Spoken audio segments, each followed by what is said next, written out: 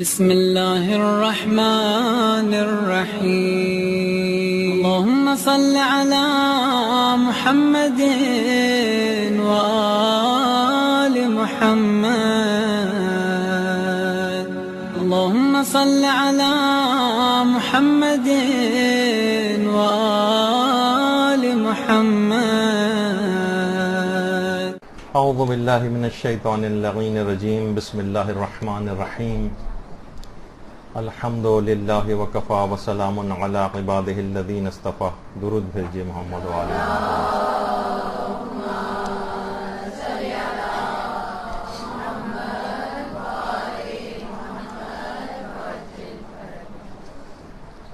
آج ایک انتہائی اہم ترین موضوع پر گفتگو کرنی ہے، جو کہ تقریباً کم و بیش لوگوں کی ایک بہت بڑی تعداد اس بیماری کے اندر مبتلا ہوتی ہے اور بہت پریشان ہوتی ہے. بہت پریشان ہوتی ہے. ہر چیز میں شک، ہر چیز میں وہم. کبھی نجاست و پاکیزگی کا شک آتا ہے، کبھی عمومی زندگی میں لوگ ایک دوسرے کے اوپر شک و شبہ کا اظہار کرتے ہیں، کبھی دینی شخصیات کے اندر شبہ کا اظہار ہوتا ہے، کبھی عقائد کے اندر شبہ ایجاد کیا جاتا ہے یا ایجاد ہو جاتا ہے. تو یہ ایک بہت ہی مورد ابتلا بیماری ہے. اس سے کیسے نجات پایا جائے؟ لوگوں کی زندگیاں اجیرن ہو کر رہ گئی ہیں، کیونکہ ایک خوفناک مرض تو ہے.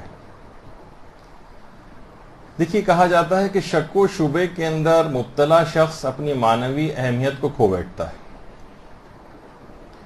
اور جب تک یہ شک اور وسواس کا شکار رہتا ہے اس کے اندر ایک جمود طاری رہتا ہے. یہ شخص روحانی ترقی نہیں کر سکتا جو شک و شبہات کے اندر مبتلا رہتا ہے. اس کی روحانی ترقی ایک جگہ پر آ کر رک جاتی ہے. اور یہی وجہ ہے کہ ہمارے چھٹے امام جعفر صادق علیہ الصلوۃ والسلام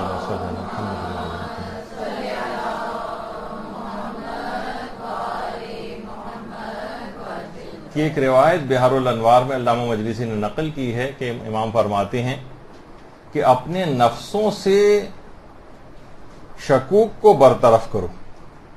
یعنی امام نے پسند نہیں فرمایا کہ انسان شک و شبے کے اندر اپنی زندگی گزارتا جائے، ہر وقت اپنے آپ کو پاکی کرتا رہے، ہر وقت وسواس کا شکار رہے. اپنے نفسوں سے شکوک کو برطرف کرو. عقائد کے لحاظ سے بھی بات کہی جا سکتی ہے، اور ان جو عمومی زندگی میں شک آتے ہیں ان کے لحاظ سے بھی.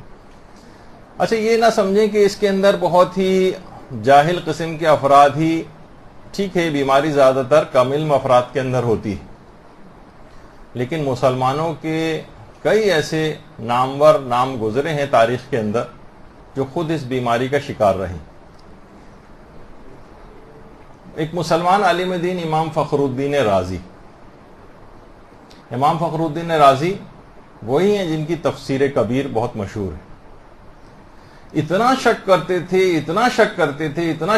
تھے کہ ان کا نام ہی ہو گیا تھا امام المشککین، شک کرنے والوں کا امام.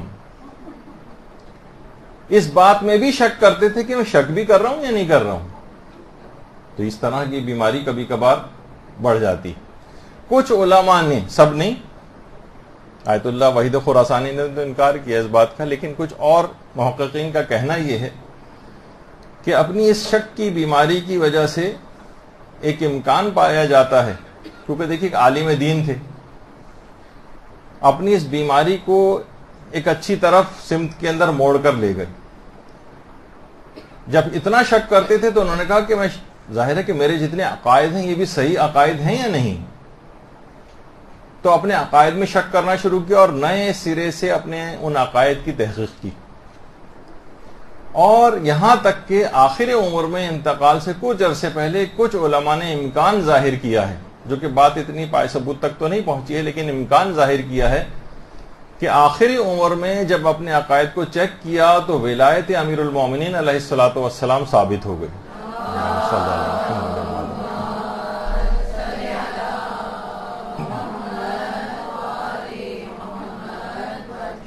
شک کی تو بے پناہ تھے. سوچا کہ جب اتنے بڑے مسئلے کے اندر میں غلطی کر سکتا ہوں تو یقیناً مزید عقائد کے اندر بھی کوئی نہ کوئی غلطی پائی جائے گی. دوبارہ نئے سرے سے اپنے عقائد کو ری چیک کیا اور بہت سے نظریات سے تائب ہوئے. ورنہ ابتداً بقول آیت اللہ وحید خراسانی کے کہ یہ وہ شخصیت تھی کہ جو کہ فضائل اہل بیت میں ہر فضیلت کو شک کی نگاہ سے دیکھتے تھے. تو بہرحال ایک تو اس قسم کے افراد سے بھی صرف میں نے کہا کہ کامل اور افراد کے ساتھ ہی نہیں ہے، بلکہ اس طرح سے تاریخ میں کچھ مسلمانوں کے ساتھ بھی ایسا ہوتا رہا ہے. البتہ کچھ شخصیات تاریخ کی ایسی گزری ہیں، یہ تھوڑی سی تمہیدی بات کر رہا ہوں تاکہ آپ کے سامنے کچھ معروضات آ جائیں. کچھ شخصیات ایسی گزری ہیں جن کے متعلق احادیث کے اندر یہ بات آئی ہے کہ 3 ایسی شخصیات ہیں کہ کبھی شک و شبے کا ان کے پاس سے گزر بھی نہیں ہوا. وہ 3 شخصیات، ان میں ایک تو ہیں سلمان فارسی، دوسرے ہیں ابو ذر غفاری، اور تیسرے ہیں مقداد. مقداد کے متعلق ملتا ہے کہ کچھ عرصے کے لیے یہ بلال ہی کی طرح سے مدینہ چھوڑ کر چلے گئے تھے، لیکن پھر چند سال کے بعد واپس آئے تھے اور پھر مدینے ہی میں انتقال کیا تھا، اور جنت البقیع ہی میں کسی جگہ پر مدفون ہے، لیکن ان کی قبر کا کچھ پتہ نہیں کہ کہاں. تو یہ 3 شخصیات ایسی ہیں کہ شک و شبے کا ان کے پاس سے گزر بھی نہیں ہوا تھا. اتنے محکم ایمان کی حامل شخصیات. اچھا یہ تو چلیں اصحاب کی بات ہے. ہمارے علماء اعلام کے اندر بھی ایسی شخصیات گزری، اپنی پوری زندگی میں ایک بھی شک، حتیٰ کہ نمازوں کا شک، نجاست و طہارت کا شک، ایک شک بھی پوری زندگی میں نہیں ہوا، اور وہ تھے آیت اللہ حسین بروجردی کی شخصیت. ایک بار بھی کبھی زندگی میں، پوری زندگی میں ایک مرتبہ بھی شک نہیں ہوا کسی بھی چیز کے متعلق. تو دیکھیے اپنی روحانیت کو شکوک و شبہات نکالنے کے لیے بعض اوقات قوی کرنا پڑتا ہے. اس کے کچھ طریقے ہیں جو بھی آگے چل کر ذکر ہونے والے ہیں. اچھا اب اتنا اہم موضوع ہے، ظاہر ہے کہ اگر آپ توضیح مسائل اٹھائیے تو آپ کو جگہ جگہ ہر چیپٹر کے اندر اس طرح کی مسائل کے اندر ملیں گے. اگر شک ہے کہ ایسا ہے یا ایسا نہیں ہے تو کیا حکم ہے، اگر شک ہے کہ ایسا ہے یا ایسا نہیں ہے تو کیا حکم. اس طرح سے کر کے تقریباً ہر جگہ پہ، ہر چیپٹر کے اندر آپ کو اس کے مسائل ملیں گے. اور اتنا اہم موضوع ہے یہ کہ باقاعدہ مرحوم مصطفیٰ زمانی نے کتاب ہی وسواس کے عنوان پر لکھی ہے. مختلف قسم کے جو وسوسے اور شکوک آتے ہیں، مراجع کے فتاوے کتنے اس پہ موجود ہیں. دیکھیے شک کا ہمیشہ وہم کے ساتھ بڑا قریبی رشتہ ہے. شک جو ہے یہ وہم کی گود کے اندر پلتا بڑھتا ہے، اور اسے اتنا ناقابل علاج سمجھا جاتا رہا ہے کہ باقاعدہ ضرب المثل بن گئی کہ شک کا یا وہم کا علاج تو حکیم لقمان کے پاس بھی نہیں تھا.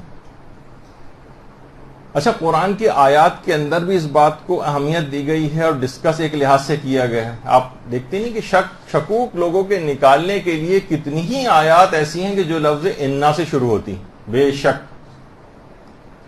یہ کہنے کی کیا ضرورت ہے پروردگار عالم. کتنی آپ آیات دیکھتی ہیں، ان اللہ و ملائکتہ یصلون علی النبی یا ایھا الذین آمنوا صلوا علیہ وسلموا تسلیما.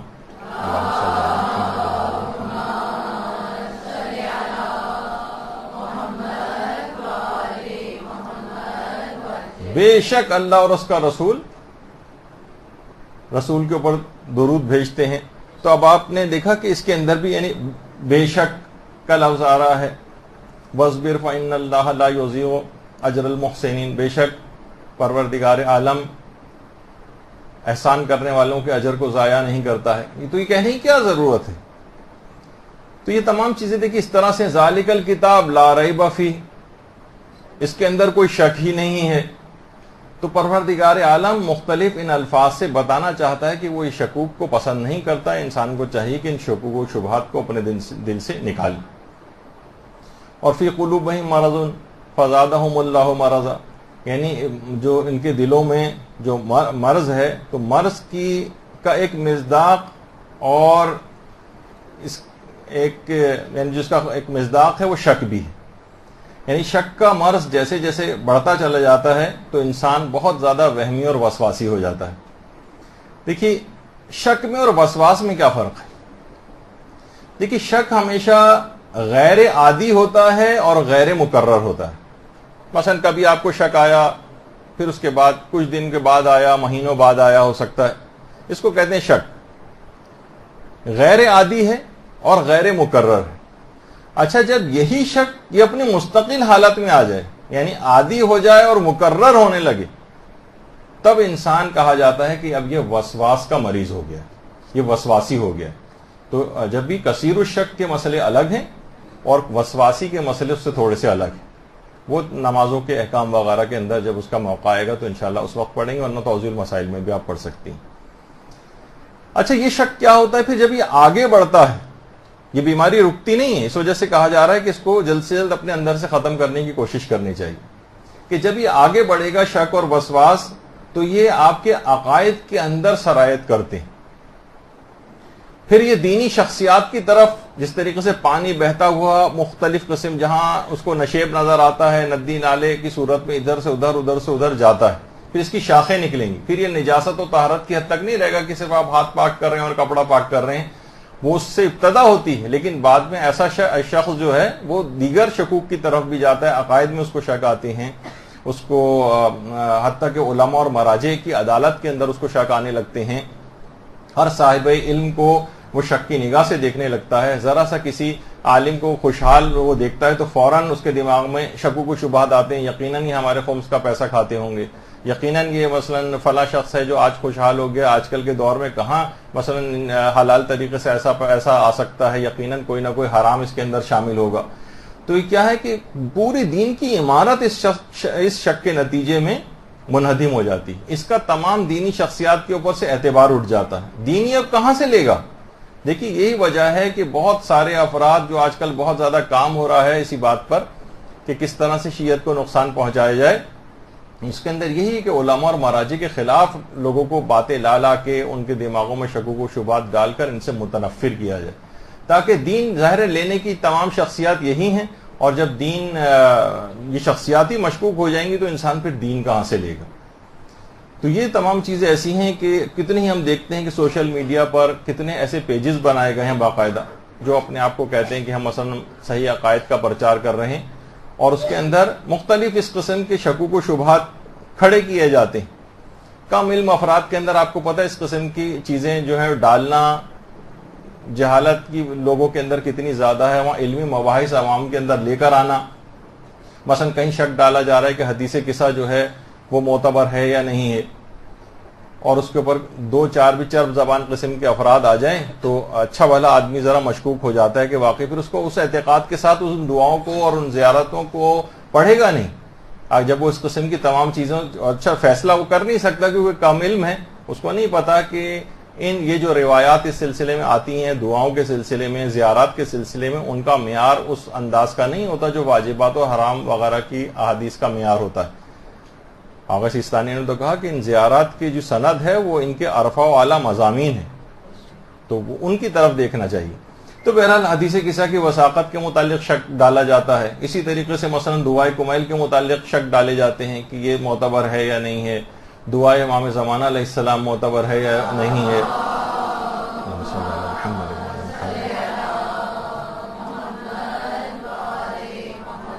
آپ دیکھتی جائیے، جو بھی ذرا اس انداز سے سوشل میڈیا پہ بیٹھتا ہے وہ دیکھ سکتا ہے کہ مختلف اس انداز سے شکوک ڈالے جاتے ہیں، دعائے مشلول معتبر ہے یا معتبر نہیں ہے۔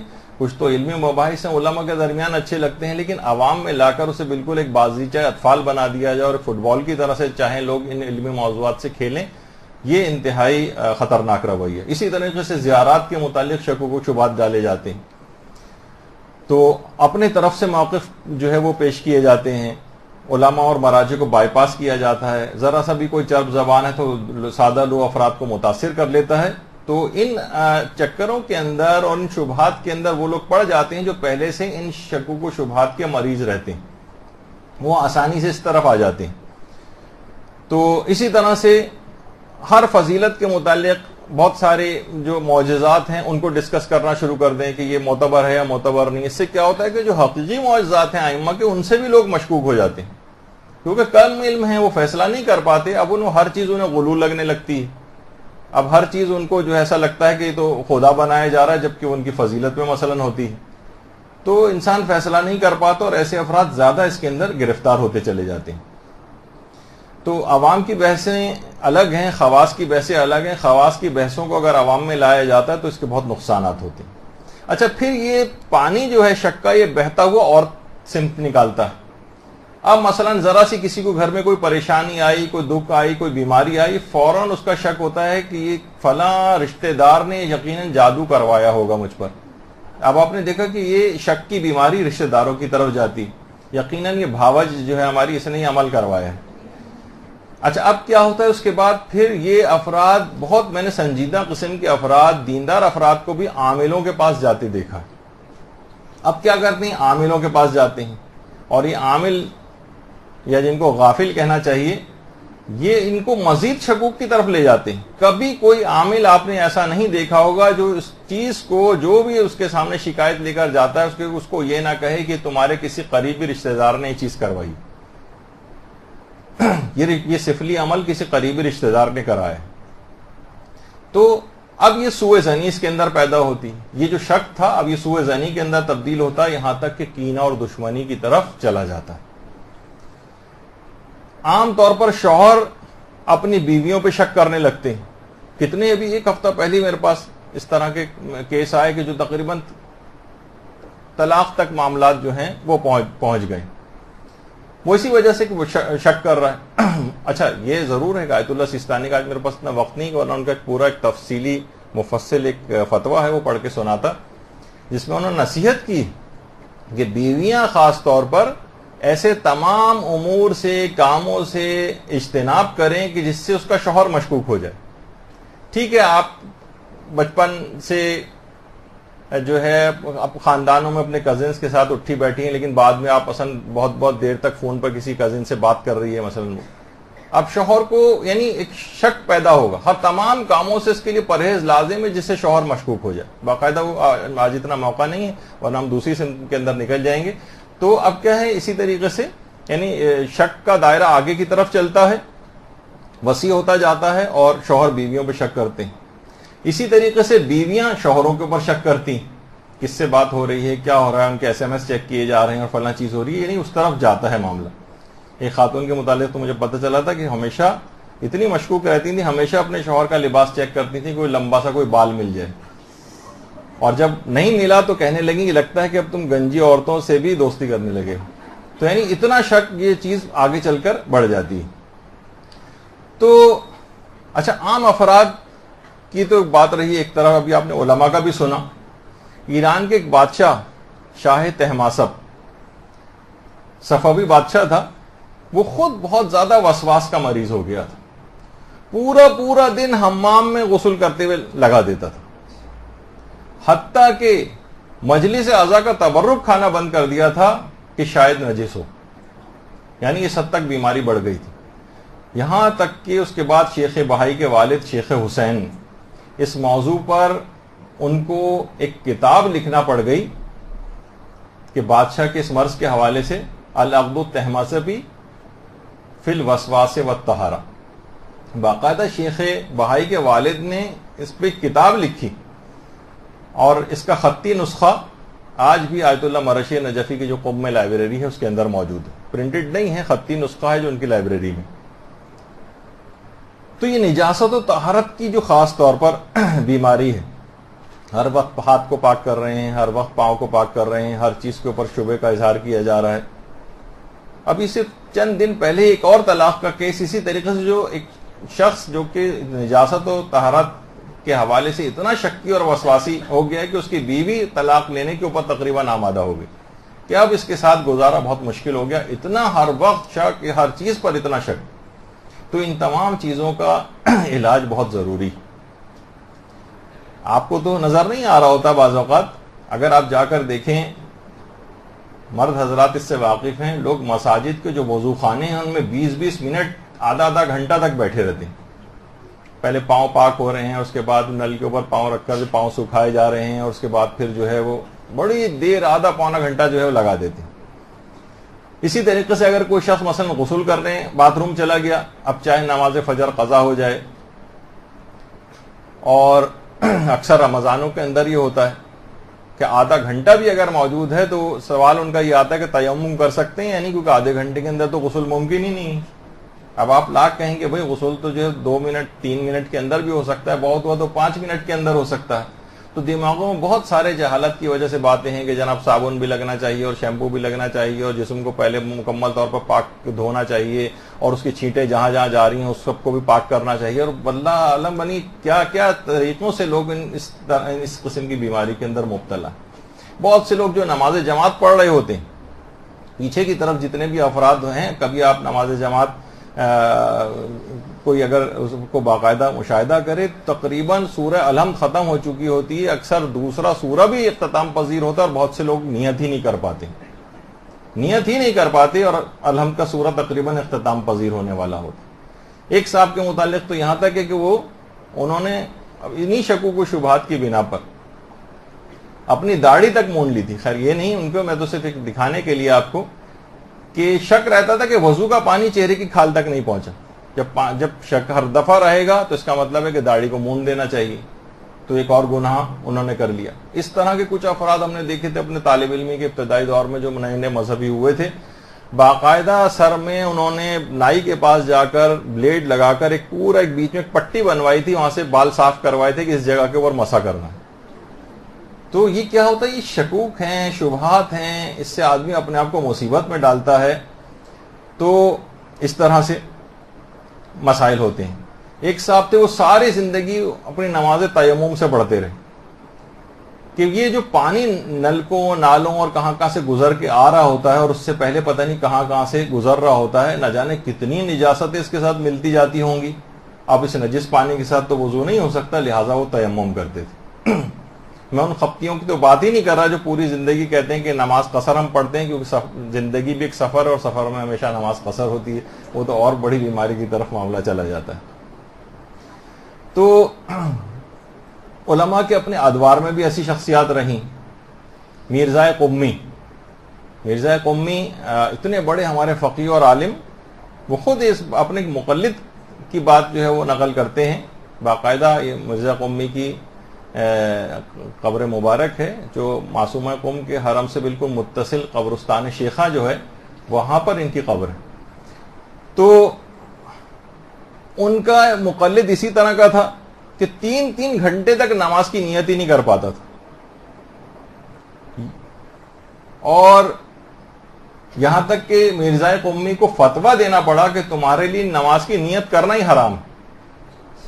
چلا گیا، بعد میں پھر واپس آیا، کہا کہ لیکن بغیر نیت کے تو نماز ہی نہیں ہوتی، یہ آپ نے کیسا فتویٰ دیا ہے؟ انہوں نے کہا کہ نیت فقط دل کے ارادے کا نام ہے، اور ڈانٹ کے ان کو بھگایا، اور تو 3 گھنٹے تک نیت نہیں کر پا رہے ہیں۔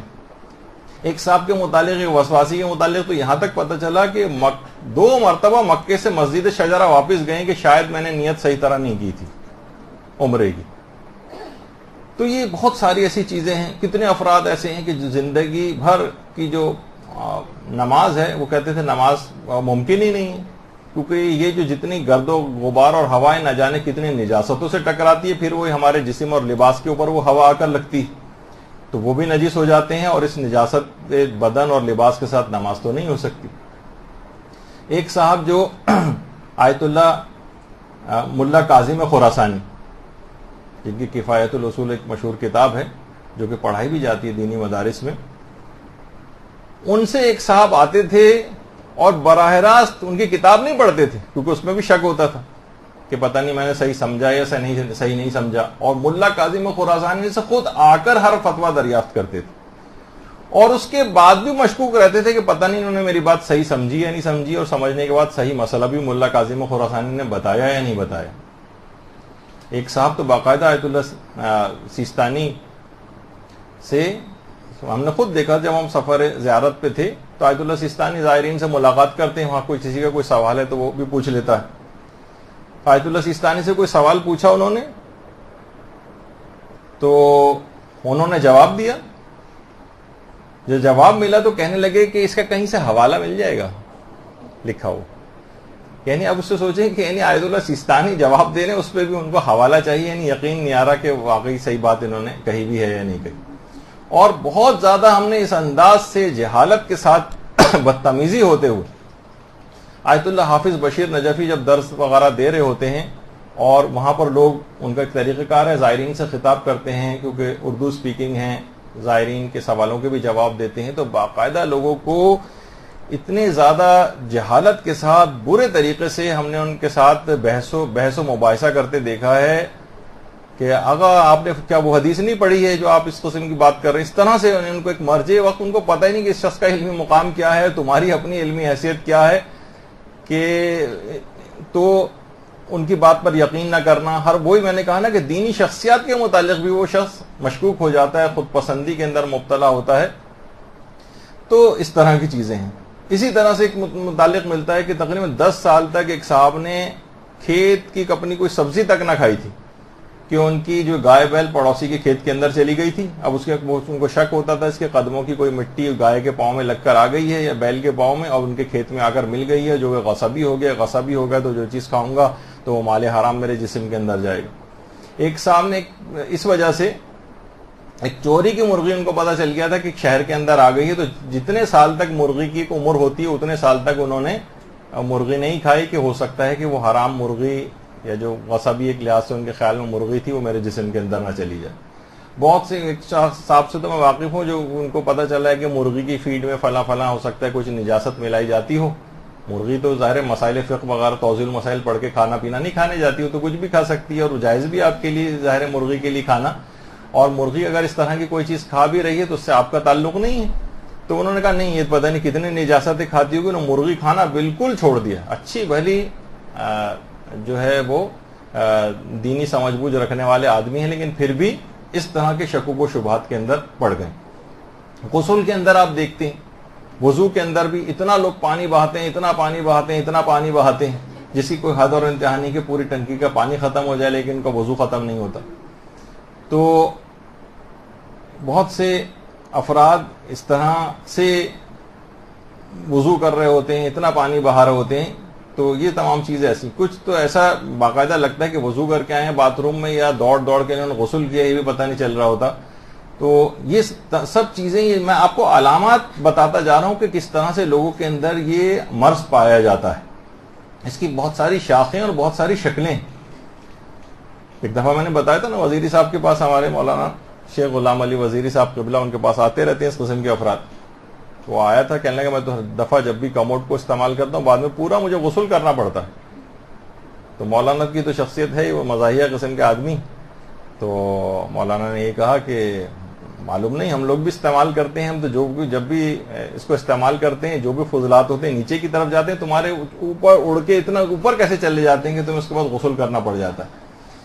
تو یہ تمام چیزیں دیکھیے ایسے ہیں کہ لوگ واقعتاً اس کے اندر انتہا سے زیادہ علماء کو بھی پریشان کر کے رکھا ہوا ہے, اور خود اپنی زندگیاں تباہ کی ہوئی ہیں. ان کی بیویاں ان کے ساتھ کس طرح سے گزارا کر رہی ہیں, یا شوہر اگر بیویوں کو یہ مرض ہے تو شوہر کیسے گزارا کر رہے ہیں ان کے ساتھ, واقعتاً ایک بڑا جہاد ہے. تو اس کو بہت زیادہ کرنے کی ضرورت ہے. اور یہ تو کتنا آپ گھروں کے اندر دیکھتی ہیں کہ گیلے ہاتھ سے کبھی بھی مثلا دروازے کی کنڈی نہیں کھولی جاتی.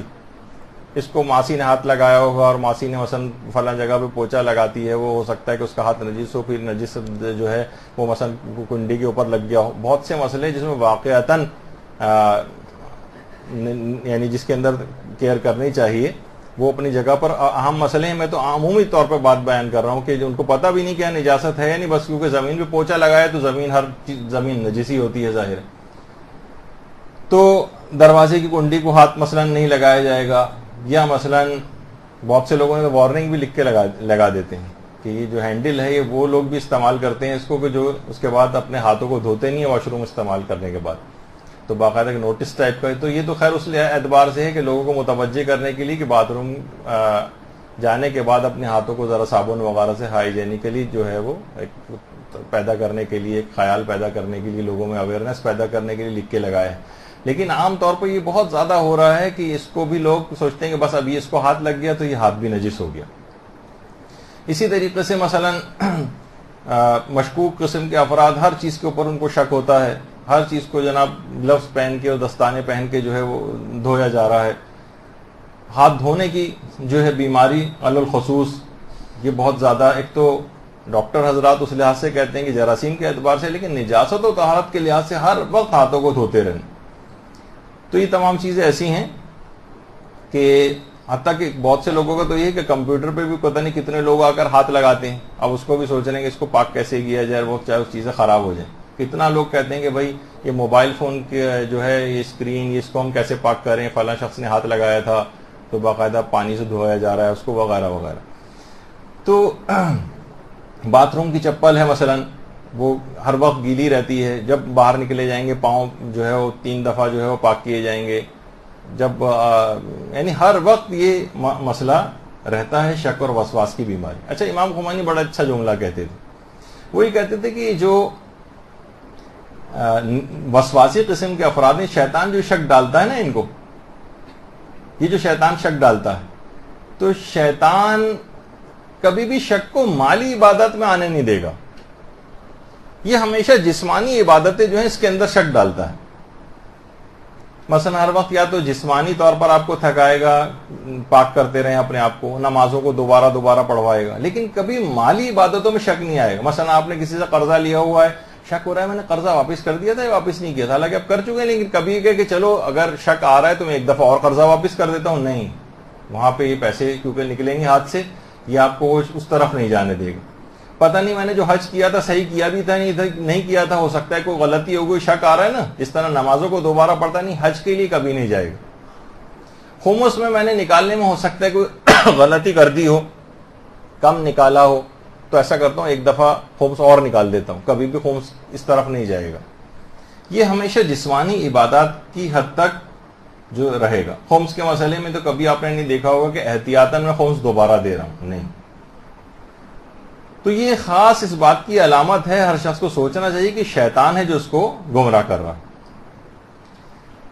شیخ محمد حسن صاحب جواہر الکلام یہ خود فرماتے ہیں کہ ایک شخص ایک دفعہ اس زمانے میں حمام ہوتے تھے جس میں لوگ غسل وغیرہ کے لیے آتے تھے، اتنا گندی صورتحال تو نہیں ہوتی تھی، پرانا قدیم زمانے کا حمام ہے. تو ایک شخص حمام میں داخل ہوا اور فوراً واپس آ گیا کہ میں یہاں غسل کر ہی نہیں سکتا ہوں، زمین حمام نجس ہے. بھاپ، اچھا اس زمانے میں بھاپ وغیرہ بھی ہوتی ہے، بھاپ جب زمین سے ٹکرا رہی ہے تو اس سے پوری فضا نجس ہو رہی ہے، یہاں تو غسل ممکن ہی نہیں ہے، بلکہ مجھے پسینہ آیا تو اس سے اور یہ ٹچ ہو جائے گا تو مجھے دوبارہ غسل کرنا پڑے گا. کہ باقاعدہ خود صاحب جواہر نے لکھا کہ اس طرح سے لوگ وسواس کرتے ہیں. ایک صاحب تو باقاعدہ انہوں نے ان کے متعلق ملتا ہے کہ 20 طواف انہوں نے کیے تھے، ہر مرتبہ ہی شک ہوتا تھا کہ پتہ نہیں میں نے 6 کیے ہیں طواف، 6 چکر لگائے ہیں کہ 7 لگائے ہیں کہ 8 لگائے ہیں. یہاں تک کہ ایک شخص نے پھر ان کو اپنے ساتھ لیا، ان کا ہاتھ پکڑا، گنتی اپنے ذمے لی اور ان کو طواف کے چکر مکمل کروائے. اتنا زیادہ یہ بیماریاں دیکھیے بڑھ کے کہاں سے کہاں جو ہے پہنچ جاتی ہیں. ایک دفعہ میں نے پہلے بھی اشارہ کیا تھا، خود میرے اپنے ایک دوست تھے جو ڈاکٹر صاحب ہیں، ان کو تو شک کی اتنی بیماری ہو گئی تھی کہ باقاعدہ کہتے تھے کہ اگر کموڈ یا WC میں بیٹھے ہیں ان کو کہتے ہیں کہ تو چھینٹے آ رہے ہیں. پھر اس کے بعد وہ باقاعدہ جوتے پہن کے، بوٹ پہن کے بیٹھنے لگے. پھر اس کے بعد بھی ان کو شبہ ہوتا تھا کہ پھر کہیں سے چھینٹ آ گئی، تو باقاعدہ 2 کرسیاں انہوں نے رکھی تھیں اور ان 2 کرسیوں کے اوپر چڑھ کر جو ہے وہ تقریباً رفع حاجت یہ والی کیفیت ان کے ساتھ ہو گئی تھی. علماء سے دریافت کیا، علماء نے کہا اس صرف ایک ہی طریقہ ہے کہ جہاں کہیں پانی پڑا ہوا نظر آئے، جہاں کیچڑ نظر آئے، جہاں پر گٹر کا پانی بہتا ہوا نظر آئے، اسی کے اندر چلتے ہوئے جاؤ اور اس کے بعد آ کر نماز پڑھو. یعنی کسی نے ان کو یہ طریقہ بتایا تو بڑی مشکل سے وہ وسواس کا مرض اس انداز سے نکلا.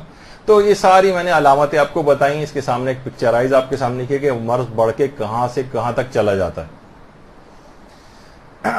اب آ جائیے علاج کی طرف. علاج اس کے بہت سادہ ہیں، بہت آسان ہیں، اور ایسے افراد کو ضرور آپ کو بتانا چاہیے اور خود بھی ان پر عمل کرنا چاہیے اگر کوئی اس انداز سے ان امراض کا مریض ہو.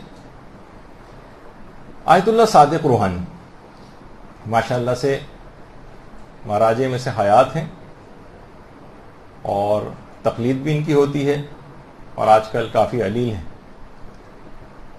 یہ فرماتے ہیں کہ اگر کوئی شخص سورہ اسراء یعنی سورہ بنی اسرائیل کی آیت نمبر 45 اور آیت نمبر 46، اب اتنا وقت نہیں کہ ان آیات کو بھی پڑھا جائے، آپ بس نوٹ کر لیں کہ سورہ اسراء کی آیت نمبر 45 اور آیت نمبر 46 کو اگر بار بار پڑھے تو یہ شک اور وسواس کا مرض اس سے دور ہو جائے گا. یہ 2 قرآن کی آیات ایسی ہیں، سورہ اسراء کی 45ویں اور 46ویں آیت کو، جو کہ ان کی تکرار کرنا اور بار بار پڑھنا اس مرض سے نجات دلاتا ہے.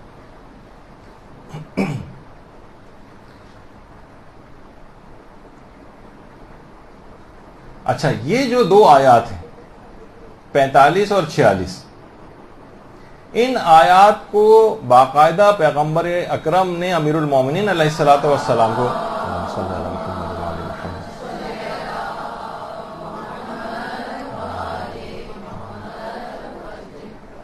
باقاعدہ حضرت امیر کو تعلیم کی تھی، اور علماء فرماتے ہیں کہ یہ طہارت و نجاست کے شکوک کے جو مبتلا مریض ہوتے ہیں ان کے لیے یہ بہت مجرب آیات ہے، تجربہ شدہ ہے کہ ان سے ایسے افراد کا مرض اگر اس کو بار بار یاد کر لیں، اپنے پاس لکھی ہوئی رکھ لیں اور اس کی تکرار کرتے رہیں تو یہ مرض دور ہو جاتا۔ اس کے بعد آیت اللہ بہجت کا ایک طریقہ، بلکہ انہوں نے 2 اذکار ایسے بتائے ہیں کہ جو کہ شک اور وسواس کے مرض کو دور کرتے ہیں۔ ان میں تو ایک تو ہے حوقلہ، لا حول ولا قوت الا باللہ العلی العظیم، یہ اس کی کثرت سے انسان تلاوت کرے، اور دوسرا ہے تحلیل یعنی لا الہ الا اللہ۔ یہ 2 اذکار آیت اللہ بہجت فرماتے تھے، ان کو کثرت کے ساتھ اگر کوئی شخص تلاوت کرے تو اس شک، وسواس اور وہم کے جو مرض ہے یہ بالکل دور ہو جاتا ہے۔ تو اس کو کرنا بھی کوئی آسان نہیں۔ لا الہ الا اللہ کے متعلق تو کہا جاتا ہے کہ تو ایسا ذکر ہے کہ جس کے لیے زبان کو حرکت دینا بھی لازم نہیں ہوتا، بغیر حرکت۔ اور یہ آپ کو پتا ہے کہ یہ جو ذکر ہے مرتے وقت اس کی بڑی تاکید ہے کہ انسان اتنا زیادہ مجبور بھی ہو جائے کہ وہ زبان کو بھی حرکت نہ دے سکے تو حالت نزع میں، جان کنی کی کیفیت میں بھی آخری کلمہ لا الہ الا اللہ پہ اس کا اختتام ہو۔ پورا کلمہ اگر پڑھے تو کیا ہی کہنا، لیکن کم سے کم یہ ضرور ہو۔ تو اس بات کا التزام، ایسا ذکر رکھا گیا کہ زبان کی حرکت بھی اگر کرنے کے قابل نہیں تب بھی اس ذکر کو پڑھا جا سکے۔ تو بہرحال یہ 2 اذکار ایسے ہیں آیت اللہ بہجت فرماتے تھے۔ اچھا، تیسرا طریقہ آیت اللہ حسن زادہ عاملی نے بتایا۔ آیت اللہ حسن زادہ عاملی بھی ماشاءاللہ ان علماء میں سے ہیں کہ جو کہ حیات ہیں اور عرفہ میں شامل ہیں، اور یہ بھی آج کل شدید بیمار ہیں۔ ان کے لیے بھی خصوصی طور پر جتنے ہمارے علماء اور مراجع ان کی صحتیابی کی اکثر نمازوں کے بعد دعا کیا کریں۔ تو آیت اللہ حسن زادہ عاملی کی ایک کتاب ہے 1001 نقطہ، 1001 نقطے۔ اس کے اندر نقطہ نمبر 978 میں فرماتے ہیں کہ جو آیات سخرہ ہیں سورہ آراف کی 54 سے لے کر 56ویں آیات، سورہ آراف کی آیت نمبر 54 تا 56، ان کو اگر کوئی شخص 70 مرتبہ روزانہ پڑھے تو شک اور وسواس اور وہم کی بیماری بالکل دور ہو جاتی ہے۔ 70 دفعہ ان 3 آیات کو روزانہ پڑھنا، 54، 55 اور 56، ان 3 آیات 70 مرتبہ روزانہ پڑھنے سے شک اور وسواس کی بیماری بالکل دور ہو جاتی ہے، بلکہ فرماتے ہیں کہ انسان منزل یقین پر فائز ہو جاتا ہے۔ صرف بیماری دور نہیں ہوتی بلکہ منزل یقین پہ انسان فائز ہو جاتا ہے۔ اگلا طریقہ آیت اللہ حسین مظاہری نے بتایا، بلکہ آیت اللہ حسین مظاہری نے 6 طریقے بتائے، 6 میں سے پہلا طریقہ آیت اللہ حسین مظاہری فرماتے ہیں شک اور وسواس کو نکالنے کے لیے کہ اگر انسان اپنی ہر نماز کو اول وقت میں پڑھے۔ دیکھیے اول وقت نماز اتنا اہم موضوع ہے کہ بہترین نماز کیسے پڑھے، جو ایک سیریز ہماری چل رہی ہے اس میں پورا ایک درس انشاءاللہ اس بات کی اہمیت اور اس کے طریقہ کار کے اوپر ہوگا کہ اتنی زیادہ اس کی اثر پذیری ہے، اتنی زیادہ روحانیت کے اندر دخیل ہے، اتنی زیادہ قرب خدا کو حاصل کرنے کے لیے نماز اول وقت اتنی زیادہ کارآمد اور مجرب ہے کہ جس کی کوئی حد اور انتہا نہیں۔ اور اگر کوئی شخص اول وقت نماز پڑھتا ہے اس کے مقابلے میں ایک شخص بالکل آخری وقت میں نماز پڑھتا ہے کہ دونوں کی آپ اس میں اندازہ لگا رہی ہوں گی، اس طریقے سے انٹرنیٹ کے سگنلز وائی فائی وغیرہ کے ہوتے ہیں، اس میں شو کر رہا ہوتا ہے کہ بہت ویک سگنل ہے، تو آخری وقت کی نماز بس ایسی، بس اس سے آپ کا وقت سمجھیں ایک لحاظ سے صرف واجب آپ کا ادا ہوتا ہے، لیکن اپنی اثر پذیری، اثرات، فوائد وہ بہت کم کر چکی ہوتی ہے، کیونکہ اس کا پڑھنے والا ہی اس کو اہمیت دینے کو تیار نہیں، تو وہ نماز بھی اس کو اتنی زیادہ فائدہ نہیں پہنچاتی، بس یہ کہ بے نمازی نہیں اٹھایا جائے گا۔ تو انسان اول وقت میں نماز پڑھنے کا یا اوقات فضیلت میں نماز پڑھنے کا اگر عادی ہے، اور فرماتے ہیں آیت اللہ حسین مظاہری بھی ماشاءاللہ حیات ہیں وہ فرماتے ہیں کہ قرآن کی جو آیت ہے کہ وَاسْتَعِينُوا بِالصَّبْرِ وَالصَّلَاةِ، کہ دو جگہ قرآن میں آیا کہ انسان کو چاہیے کہ وہ صبر سے اور نماز سے مدد لے. بہت سی روایت میں صبر سے مراد روزے کو بھی لیا گیا، یعنی روزے اور نماز سے مدد لینا. تو فرماتے ہیں جب انسان مدد لے سکتا ہے تمام چیزوں کے سلسلے میں نماز سے، تو اس نماز کو اچھی طریقے سے آپ پڑھ کر اپنے شک اور وسواس اور وہم کو اس سے کیوں نہیں دور کر سکتے؟ اس نمازی سے مدد لیں کہ یہ مرض آپ سے دور ہو جائے. تو پہلی چیز ہوئی. دوسری فرماتے ہیں کہ انسان جتنا تقوی اور پرہیزگاری اختیار کرے گا اور گناہوں سے اجتناب اس کا جتنا زیادہ ہوگا، اتنا ہی زیادہ وہ شکوک و شبہات سے دور ہوتا چلا جائے گا. یعنی جتنے گناہ ہوں گے اتنے شکوک بڑھیں گے، جتنا تقوی زیادہ ہوگا اتنے شک کم ہوتے چلے جائیں گے. دیکھیے روایت کے اندر بھی باقاعدہ، بلکہ ہمارے جو مفہوم ہے روایت کا چھٹے امام جعفر صادق علیہ الصلوۃ والسلام سے،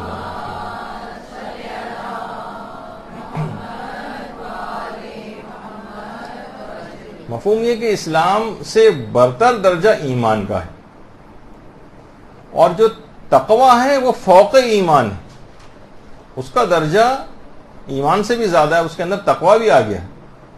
اور یقین فوق تقوی ہے. تقوی کی بھی اعلیٰ منازل کے اوپر جب انسان فائز ہوتا ہے تو وہ منزل یقین پر آتا ہے، اور منزل یقین پر امام فرماتے ہیں کہ بہت ہی کم لوگ فائز ہوتے ہیں. تو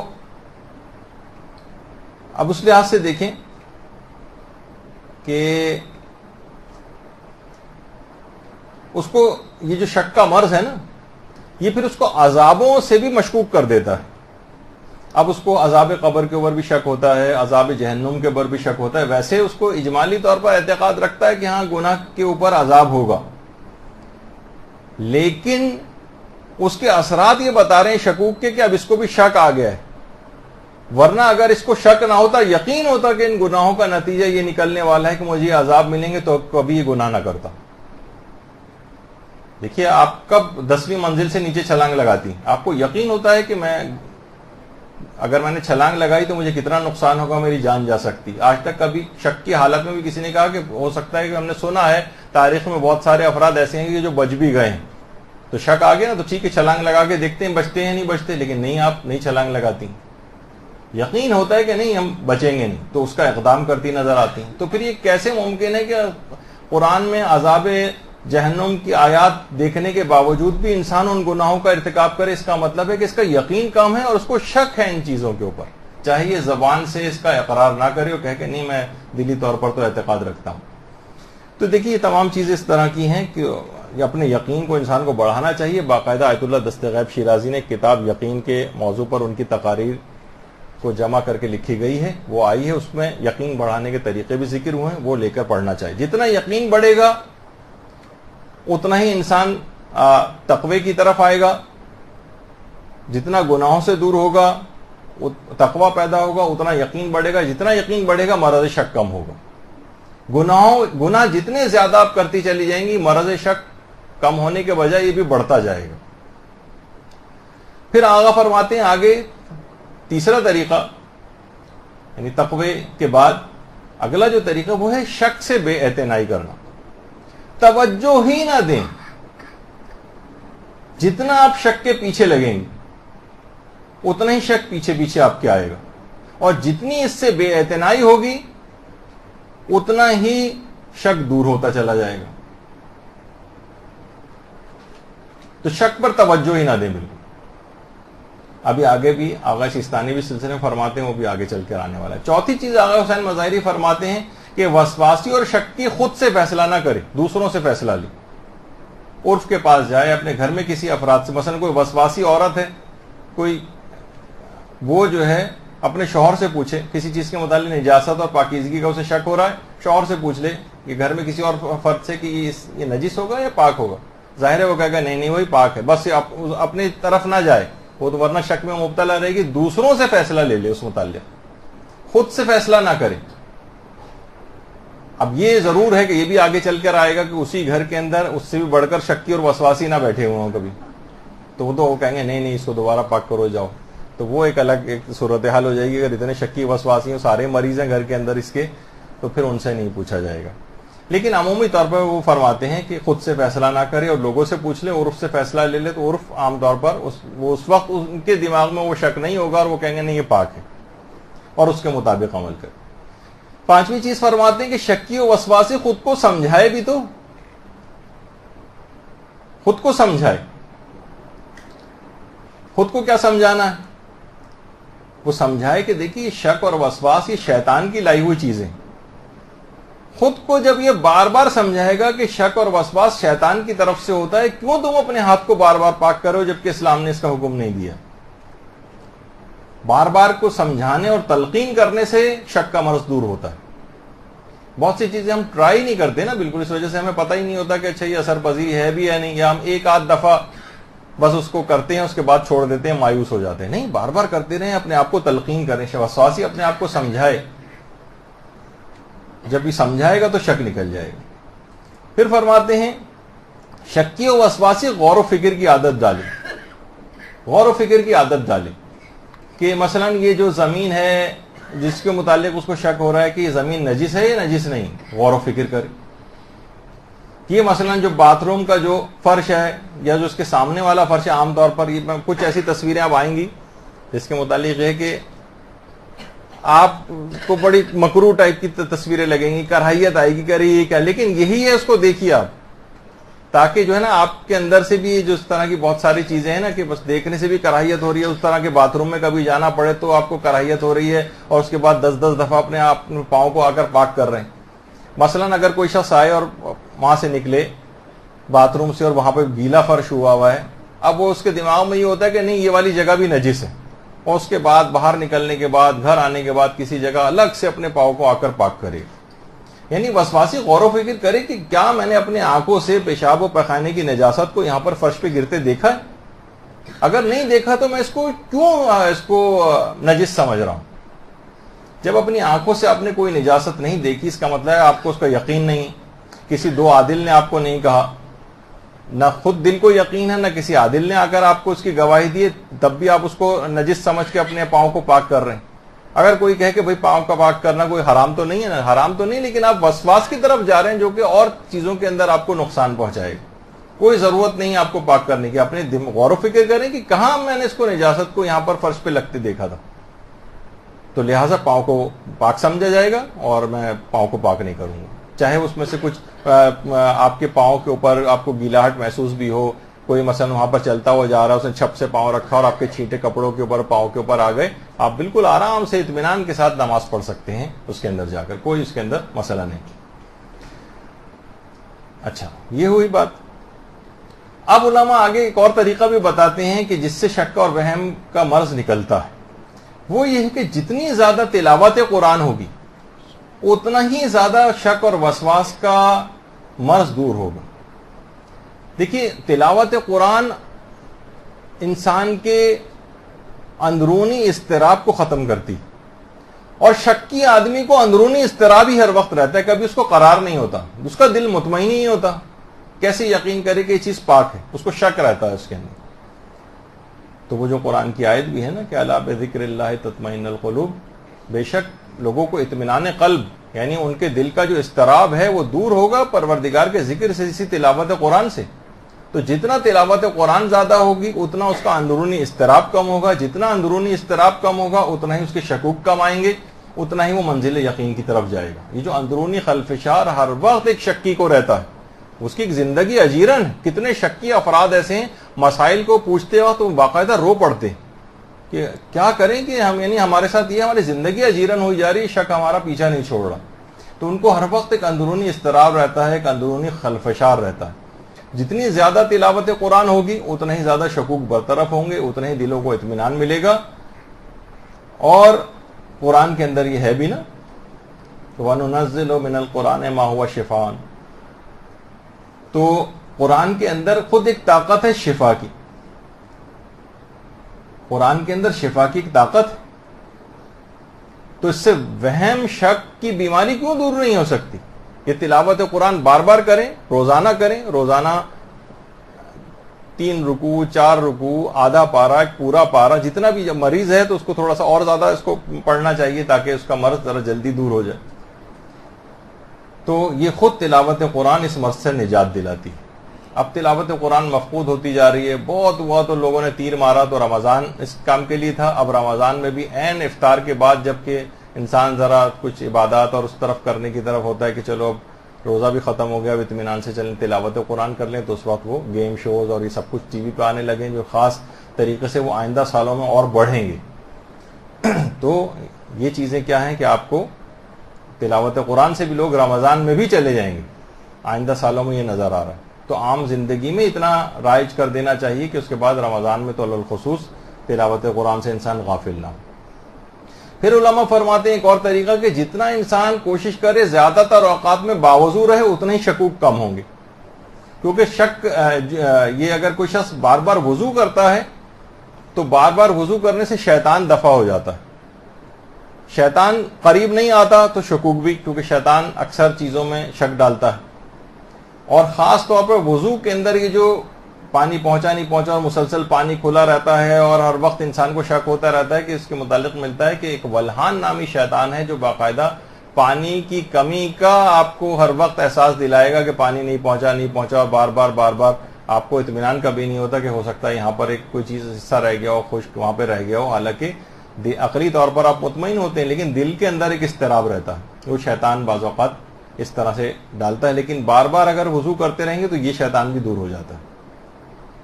کچھ علماء فرماتے ہیں کہ کبھی کبھار شیطان سے مکالمہ بھی کرنا چاہیے. جب 1 یا 2 مرتبہ جو بھی آپ کا شرعی وظیفہ وہ آپ نے اگر پاک کر لیا، اس کے بعد بھی اگر شیطان شک ڈالے کہ ہو سکتا ہے ابھی بھی پاک نہ ہوا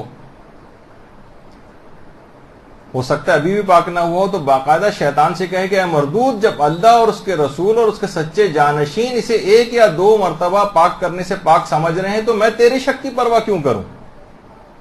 یعنی باقاعدہ شیطان سے مکالمہ کرے اس بات کا تو دفع ہو جائے یہاں سے، تو وہ شیطان اس وقت دفع ہو جائے گا. اور کچھ لوگوں کو بار بار یہ جملے کہنے کی وجہ سے شکوک و شبہات سے نجات بھی ملی. سچے دل سے اس موقع پر جب بھی اس قسم کے شکوک آئیں، سچے دل سے 1 مرتبہ اعوذ باللہ من الشیطان الرجیم کہہ دے، سچے دل سے کہ پروردگار اس کو برطرف کریں میرے پاس سے، تو انشاءاللہ آپ دیکھیں گے کہ وہ شکوک و شبہات برطرف ہو جائیں گے. پھر کچھ علماء فرماتے ہیں کہ اس مرض سے شفا کی نیت سے باقاعدہ کہ یہ مرض مجھ سے نکل جائے، تسبیح حضرت فاطمہ الزہرا سلام اللہ علیہ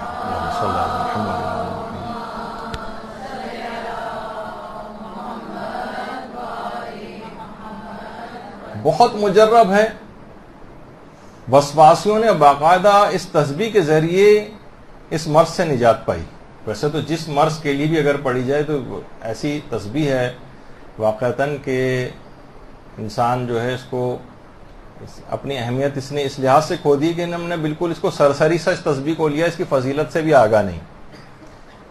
تو بہرحال اس مرض سے نجات مل گئی. تو باقاعدہ اس نیت سے اس تسبیح کو پڑھا جائے یا اپنی اور نیتوں کے ساتھ اس کو بھی شامل کیا جائے کہ اس میں مرض سے نجات حاصل کر لیں. پھر ایک چیز اور علماء فرماتے ہیں کہ یہ جو مرض ہے نا شک اور وسواس کا، یہ لگنے والا مرض ہے. اس کا حل یہ ہے کہ ہم دیکھیں کچھ بہت سارے ہمارے شکی دوست ہیں، شکی سہیلیاں ہیں آپ کی، کوئی ایسے شکی افراد سے دور رہیں. شکی افراد، یہ مرض شک اور وہم یہ دوسروں سے لگنے والا، یہ خود بھی پاگل کر دیتا ہے انسان کو. جیسے کہ نا کوئی ملتا ہے کہ وہ بادشاہ جو ہے پاگل ہو گیا تھا تو طبیبوں نے کہا کہ اس سے 1 سال تک شطرنج کھیلی جائے. 1 سال تک ایک صاحب شطرنج اس سے کھیلتے رہے. 1 سال بعد بادشاہ تو ٹھیک ہو گیا لیکن وہ شخص پاگل ہو گیا کہ جو شطرنج کھیل رہا تھا. تو ان لوگوں کے ساتھ رہتے رہتے شکی افراد کے ساتھ یہ مرض آپ کے اندر بھی سرایت کر جاتا ہے. جب دیکھ رہے ہیں ہر وقت ہاتھ پاک کر رہا ہے، ہر وقت پاؤں پاک کر رہا ہے، تو آپ سوچتے ہیں کہ واقعی کہیں میں بھی تو وہیں باتھ روم سے آیا ہوں کہ میرا بھی کچھ نجیس ہو گیا ہوگا، چلو میں بھی پاک کر لوں. تو یہ مرض اس طرف جاتا ہے. تو شکی افراد سے دور رہنا چاہیے. شکی افراد کو کہا جاتا ہے نا، وہ تو اپنے سائے کے اوپر بھی شک کرتا ہے. ان کو مرض اس حد تک ہو جاتا ہے کہ وہ اپنے آپ سے بھی جو ہے اس میں بھی شک ہونے لگتا ہے ان کو. تو یہ تمام چیزیں ایسی ہیں کہ یہ ایسے افراد، یہ آپ کے اندر آپ سے ملنا جلنا ان کا ہوگا تو یہ اپنا مرض آپ کے اندر لے جاتے ہیں. اب آپ کے بھی دماغ میں بھی ہر وقت ہاتھ کو پاک کرنا اور یہ سب کچھ آتا رہے گا تو یہ اس انداز سے ہوتا ہے. تو یہ ہاتھوں کو خاص طور پر ہر وقت دھونا، ہر وقت اس کو پاک کرنا، یہ عام طور پر دیکھنے میں آتا ہے کہ گھر میں کسی نہ کسی فرد کو ہوتا ہے، اس سے دوسرے کو لگتا ہے. تو شروع سے اس کا دفیہ کرنا چاہیے. آغا سیستانی بھی یہ بات فرماتے ہیں کہ دیکھیے شیطان کا کام جو ہے یہ وسوسہ ڈالنا ہے، یہ آپ کو مجبور نہیں کر سکتا. یہ بات دماغ میں رہے کہ شیطان کسی بھی کام کے لیے آپ کو مجبور نہیں کر سکتا، اس کا کام صرف وسوسہ ڈالنا.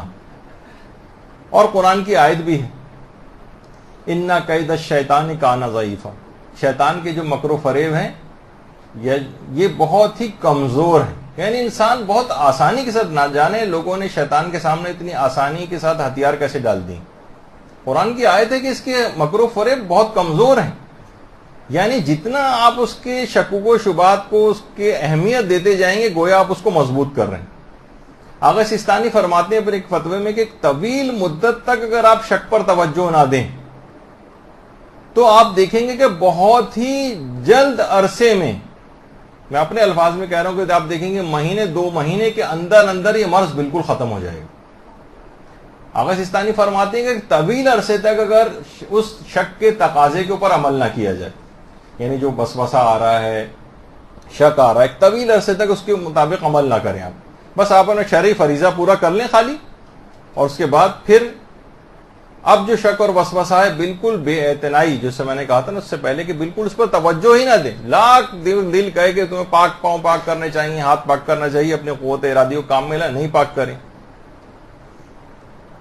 تو بہت ہی جلد یہ اس مرض سے چھٹکارا مل سکتا ہے. پھر اگلا طریقہ علماء بتاتے ہیں کہ شکی افراد ہر مہینے میں 3 روزے رکھیں. ایک طریقہ یہ بھی، ہر مہینے میں 3 روزے رکھنا. اس سے شک اور وسواس کی بیماری بالکل ختم ہو جاتی ہے.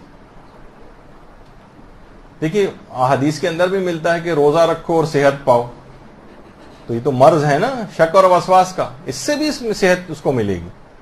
خالی جسمانی بیماریاں اس سے دور نہیں ہوتی، بلکہ یہ جو اس طرح کی نفسیاتی بیماریاں، روحی بیماریاں جو اس طرح کی ہوتی ہیں، اس سے بھی انسانوں کو شفا ملتی ہے اگر انسان 3 دن روزہ رکھے. تو اگر کوئی شخص یہ 3 دن روزہ رکھے تو وسواسیوں کو اپنے شکوک ان کے سارے دور ہو جاتے ہیں. اور ہمارے چھٹے امام جعفر صادق علیہ الصلوۃ والسلام فرماتے ہیں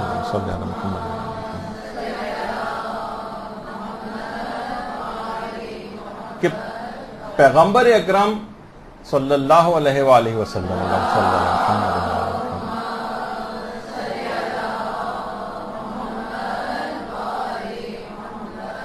پیغمبر اکرم ہر ماہ کی پہلی اور آخری جمعرات کو اور درمیانے ماہ میں بدھ کے دن روزہ رکھا کرتے تھے.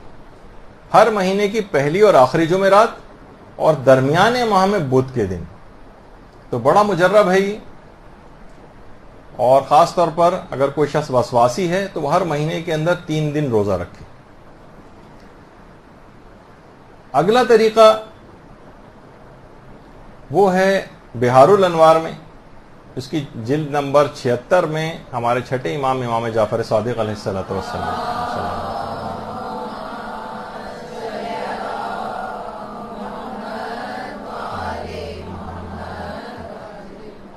کہ پیغمبر اسلام اپنے سر کو بیری کے پتوں سے دھویا کرتے تھے. اور امام فرماتے ہیں جو بھی ایک مرتبہ بھی ایسا کرتا ہے تو 7 روز تک وسوسہ شیطانی اس سے دور ہو جاتا. 7 روز تک وسوسہ شیطانی اس سے دور ہو جائے گا. اور امام فرماتے ہیں جس سے بھی وسوسہ شیطانی 7 روز تک دور ہو جائے پھر وہ کوئی گناہ نہیں کرتا، وسوسہ شیطانی اس سے دور ہو گیا. اور امام فرماتے ہیں جو شخص بھی گناہ نہ کرے وہ داخل جنت ہوتا ہے. یعنی باقاعدہ پیغمبر اسلام بیری کے پتوں سے اپنے سر کو دھویا کرتے تھے. یعنی بیری کے پتوں کو مسل کے اس کسی بالٹی یا پانی کے اندر اس کو ملا دیں. اور اب تو بیری کے پتوں کا سفوف بھی دستیاب ہے. عام طور پر ہوتا ہے، اس کا خود ایک پاؤڈر ٹائپ کا اس کا بنا لیں اور اس کے بعد اس کو پانی کے اندر ملا کے اس سے اپنے سر کو دھویں، تو وسوسہ شیطانی 7 روز تک دور ہو جائے گا. 7 روز تک جس سے وسوسہ شیطانی دور ہوگا وہ کوئی گناہ نہیں کرے گا تو انشاءاللہ داخل جنت ہوگا. اور اس کے اندر ایک خصوصیت اور بھی ہے کہ یہ غم اور ڈپریشن کا جو مرض ہے یہ بھی دور کرتا ہے باقاعدہ. کہ پیغمبر اسلام جب بھی غمگین ہوتے تھے اور پریشان ہوتے تھے تو جبریل امین آتے تھے اور حکم خدا آ کر بتاتے تھے کہ پیغمبر آپ بیری کے پتوں سے اپنے سر کو دھوئیں. اس سے پیغمبر کا حزن و ملال، غم، ڈپریشن جو لوگوں کو اس لحاظ سے ہوتا ہے، جو اپنے الفاظ میں کہہ رہا ہوں، وہ زائل ہو جاتا تھا. تو اس کی بڑی تاکید آئی بیری کے پتوں میں واقعی ایسی کیا چیز ہے، اس کے متعلق تحقیق ہونی چاہیے. یہاں تک کہ آپ دیکھتے ہیں کہ بیری کے پتوں سے مردوں کو نہلایا بھی جاتا ہے. ٹھیک ہے، تو 3 جو غسل ہیں اس کے اندر سے ایک بیری کے پتوں کا غسل بھی، اور یہ واجبات میں سے. تو حتیٰ کہ ایک اگر اتنی دستیاب نہ ہو تو اتنی زیادہ نہ ہو کہ وہ پانی مضاف ہو جائے، لیکن جتنی بھی ہو سکے، جتنی کم سے کم مقدار بھی مل سکے اس کو استعمال کرنا چاہیے غسل میں. تو ایک تو ہو گئی یہ چیز. پھر اس کے بعد کچھ کھانے کی چیزیں ایسی ہیں کہ جسے شک اور وسواس دور ہوتے ہیں. ان میں ایک سر فہرست ہے انار. یہ بھی ہمارے چھٹے امام جعفر صادق علیہ الصلوۃ والسلام فرماتے ہیں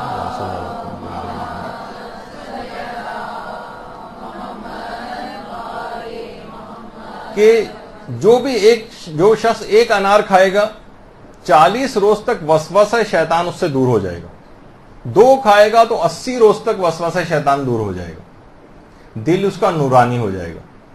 اچھا، انار کی بھی بہت ساری اقسام ہیں. اس کے اندر سب سے زیادہ فائدے مند اس مرض کے حوالے سے جو ہے وہ علماء فرماتے ہیں کہ یہ وہ والا انار ہے کہ جس کا چھلکا زرد رنگ کا ہوتا ہے.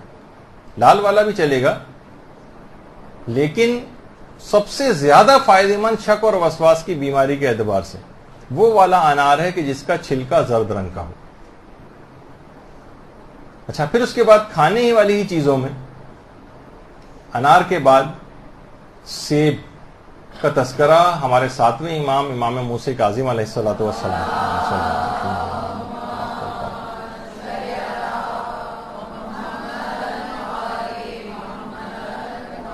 فرماتے ہیں کہ 3 چیزیں ایسی ہیں جو کہ یعنی جن کی فائدے جو کہ بہت زیادہ فائدے مند ہیں.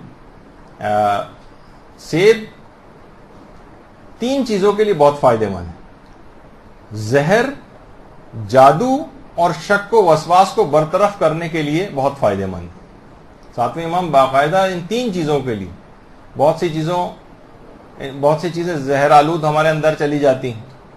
زہر سے بچنے کے لیے اور جادو سے بچنے کے لیے اگر کوئی شخص سیب روزانہ کھاتا رہتا ہے تو ڈاکٹر کے ساتھ ساتھ جادو سے بھی بچا رہتا ہے، وہ ہے نا NNA. تو بہرحال زہر، جادو اور شک اور وسواس کی بیماری اس سے برطرف ہو جاتی ہے جو سیب کھاتا ہے. اور چھٹے امام تو یہاں تک جملہ ارشاد فرماتے تھے کہ اگر بیماروں کو پتہ چل جائے کہ سیب کے کیا خواص ہیں تو وہ اپنا علاج سیب ہی کے ذریعے کریں. سیب جو ہماری میڈیکل سائنس بعض اوقات اس کو یعنی اپنے طور پہ تو فائدہ مند سمجھتی ہے، لیکن بہت سارے اور پھلوں سے اگر اس کا مقابلہ کرتے ہیں تو کچھ اور پھلوں کا نام لیتے ہیں. مثلا امرود زیادہ فائدہ مند اس کے مقابلے میں سمجھا جاتا ہے. لیکن امام فرماتے ہیں کہ اگر بیماروں کو پتہ چل جائے تو اپنے بیماریوں کا علاج فقط سیب سے کریں. اچھا، اس کے بعد ایک چیز اور ہے جو خواتین کے اعتبار سے کافی اہم ہے اور اس سے بھی اس مرض میں بڑا فائدہ ملتا ہے، اور وہ ہے مہندی کا استعمال کرنا. خواتین کے لیے البتہ جب وہ مہندی لگائیں گی تو اس کا جو رنگ آئے گا اس میں حجاب کے اعتبار سے نامحرم سے اس کو چھپانا ہوگا. اچھا، ہاتھ میں لگائیں گی تو یہ بڑا مسئلہ ہوتا ہے کہ کس طرح سے ہر وقت دستانے پہن کے یا چادر کے اندر ہاتھ رکھنا مشکل ہوتا ہے. تو پھر وہ یہ کریں کہ پاؤں میں اپنے لگائیں، پاؤں کے تلوے وغیرہ میں. اور ظاہر ہے کہ پاؤں کے تلوے موزے وغیرہ پہنتی ہیں نامحرم کے سامنے جاتے ہو تو واجب ہے پہننا، اپنے پاؤں کو چھپانا واجب ہے. تو اس لحاظ سے ان کو مہندی کا فائدہ بھی مل جائے گا اور حجاب والا مسئلہ بھی ان کا حل ہو جائے گا. تو روایت میں یہاں تک یہ بات آئی ہے کہ پروردگار عالم نے جتنے بھی درخت اور پودے پیدا کیے ان میں سب سے زیادہ ہینا کے پودے سے پروردگار محبت کرتا ہے. یعنی ہینا یعنی یہی مہندی کا جو درخت یا پودا ہوتا ہے. البتہ روایت میں 2 خواتین کے لیے، اب میں فتاوی کے اس کے بحث کے اندر نہیں جا رہا، جو روایت کے اندر بہرحال بات آئی ہے کہ 2 طرح کی خواتین کے لیے کچھ دنوں کے لیے مہندی کا استعمال مکروہ ہو جاتا ہے، جن میں ایک تو جنب خواتین یا مرد حضرات بھی اس میں ہو سکتے ہیں، اور ایک حالت حیض میں جو عورت ہو، اور ایک اور عورت ہے کہ جس کے ہاں بچے کی ابھی ولادت ہوئی، وہ عورت 10 روز تک ہینا استعمال نہ کرے. روایت میں یہ بھی بات آئی، اس سے خطرہ یہ ہے کہ وسوسہ شیطانی پیدا ہوگا، اس عورت کے اندر وسوسہ شیطانی پیدا ہوگا. لیکن ان دنوں کو اگر نکال دیا جائے اور ان حالتوں کو اگر نکال دیا جائے، 10 روز گزر جائیں، ان دنوں کے علاوہ جو مہندی لگانا ہے یہ وسوسہ شیطانی کو دور کرتا ہے. البتہ جو یہ پودا دکھانے کا مقصد بھی اس میں یہ کہ اصلی مہندی، اب جو وہ سنتھیٹک آ گئی ہیں اور کیمیکلز وغیرہ والی آ گئی ہیں، پتہ نہیں ان میں کتنی اصل مہندی ہوتی ہے، وہ فائدہ مند ہے یا نہیں، وہ جو رنگ اس کے اندر ملا دیے گئے ہیں. یہ وہ جو پرانی جو پی سی وی سی جاتی تھی یا وہ جمیلہ مہندی کے نام سے جو اس کے اشتہارات آتے تھے، شاید اس طرح کی ہو. بہرحال وہ ان کے لیے فائدہ مند نہ ہو جائے بات کہ میں نے ایڈورٹیزمنٹ کر دی ہے. تو بہرحال اس لحاظ سے کہ یہ ایک بڑی اہم اس کے اندر بات ہے. اچھا، اس کے بعد علماء فرماتے ہیں کہ ایک اور ہے، وہ ہے آج کل بارش بھی ہو رہی ہے، ابھی تھوڑی دیر پہلے بھی ہو رہی تھی، بارش کا پانی. یہ وسواس اور شک کو دور کرنے کے لیے یا تو انسان اس میں نہائے یا اس کا کچھ پانی پی بھی سکتا ہے. کچھ علماء نے کچھ خاص سورے بھی اس کے اندر ذکر کیے، اس میں الحمد ہے کا سورہ ہے اور چاروں قل وغیرہ اس کے اندر ہیں. اور باقاعدہ ایک روایت حضرت امیر المومنین علیہ الصلوۃ والسلام سے بھی ہے، صلی اللہ علیہ محمد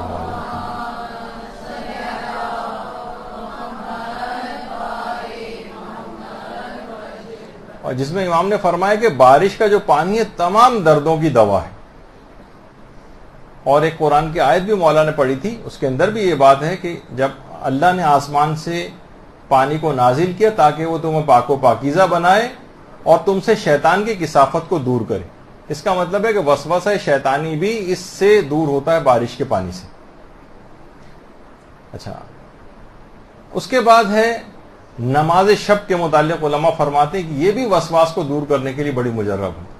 جتنی نماز شب انسان پابندی سے پڑھے گا اتنی قرب خدا اس کو حاصل ہوگا، جتنی قربت خدا اس کی بڑھے گی اتنا ہی اس کا یقین بڑھے گا، اور جتنا یقین بڑھے گا یقین اس کے ساتھ ساتھ اتنا ہی اس کا شک کم ہوتا چلا جائے گا. نماز شب دلوں کو بھی نورانیت عطا کرتی ہے، گناہوں سے انسان کو دور رکھتی ہے، بیماریوں سے بچاتی ہے، جس کے اندر سے خود یہ کہ شک اور وسواس اور وہم کی بیماری بھی ہے.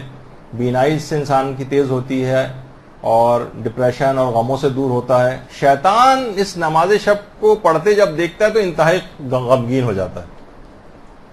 مومن کا اسلحہ شمار کی گئی تو شیطان سے جس سے مقابلہ کر سکتا ہے وہ نماز شب کے ذریعے.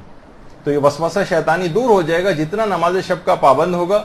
تو 11 رکعت، ورنہ جتنی بھی رکعت پڑھ سکے، 3 رکعتیں پڑھ سکے، کم سے کم 1 رکعت تو پڑھ لے، کچھ نہ کچھ فائدہ اس کو ضرور ملے گا. اپنے آپ کو ابتداء عادی بنائے، کم رکعت سے ابتدا کرے اور پھر مکمل 11 رکعت تک جائے. پھر علماء فرماتے ہیں کہ چاروں قل اس کے اندر پڑھنا یہ بھی بہت مجرب ہے. بچوں کو بچپن ہی سے سونے سے پہلے لازمی قرار دلوانا چاہیے کہ وہ چاروں قل پڑھ کر سوئیں، چاروں قل پڑھ کر جو ہے وہ گھر سے باہر جائیں، اسکول وغیرہ جائیں، تاکہ شیاطین اس دوران ان کو تنگ نہ کر سکیں اور یہ وسوسہ اور شک اور وہم کی بیماری بھی بچپن سے پیدا نہ ہو. کچھ بچے بھی ایسے آنے لگیں گے جن کو یہ والی بیماری ہونے لگی کہ فلاں کے ہاتھ کا نہیں کھاتا ہے، یہ فلاں کے ہاتھ کی بنی ہوئی کوئی چیز نہیں پیتا ہے، یا ماسی کے ہاتھ اگر کسی چیز جگہ پہ لگ جائے تو اس سے یعنی ہر چیز میں بچوں کو بھی ابھی شک آنے لگے. تو ان کو ابتدا ہی سے یہ چاروں قل وغیرہ یہ پڑھنے کی ان کو عادت ڈالنی چاہیے. 7ویں ہمارے چوتھے امام ہیں امام زین العابدین علیہ الصلوۃ والسلام. صلی اللہ علیہ وسلم.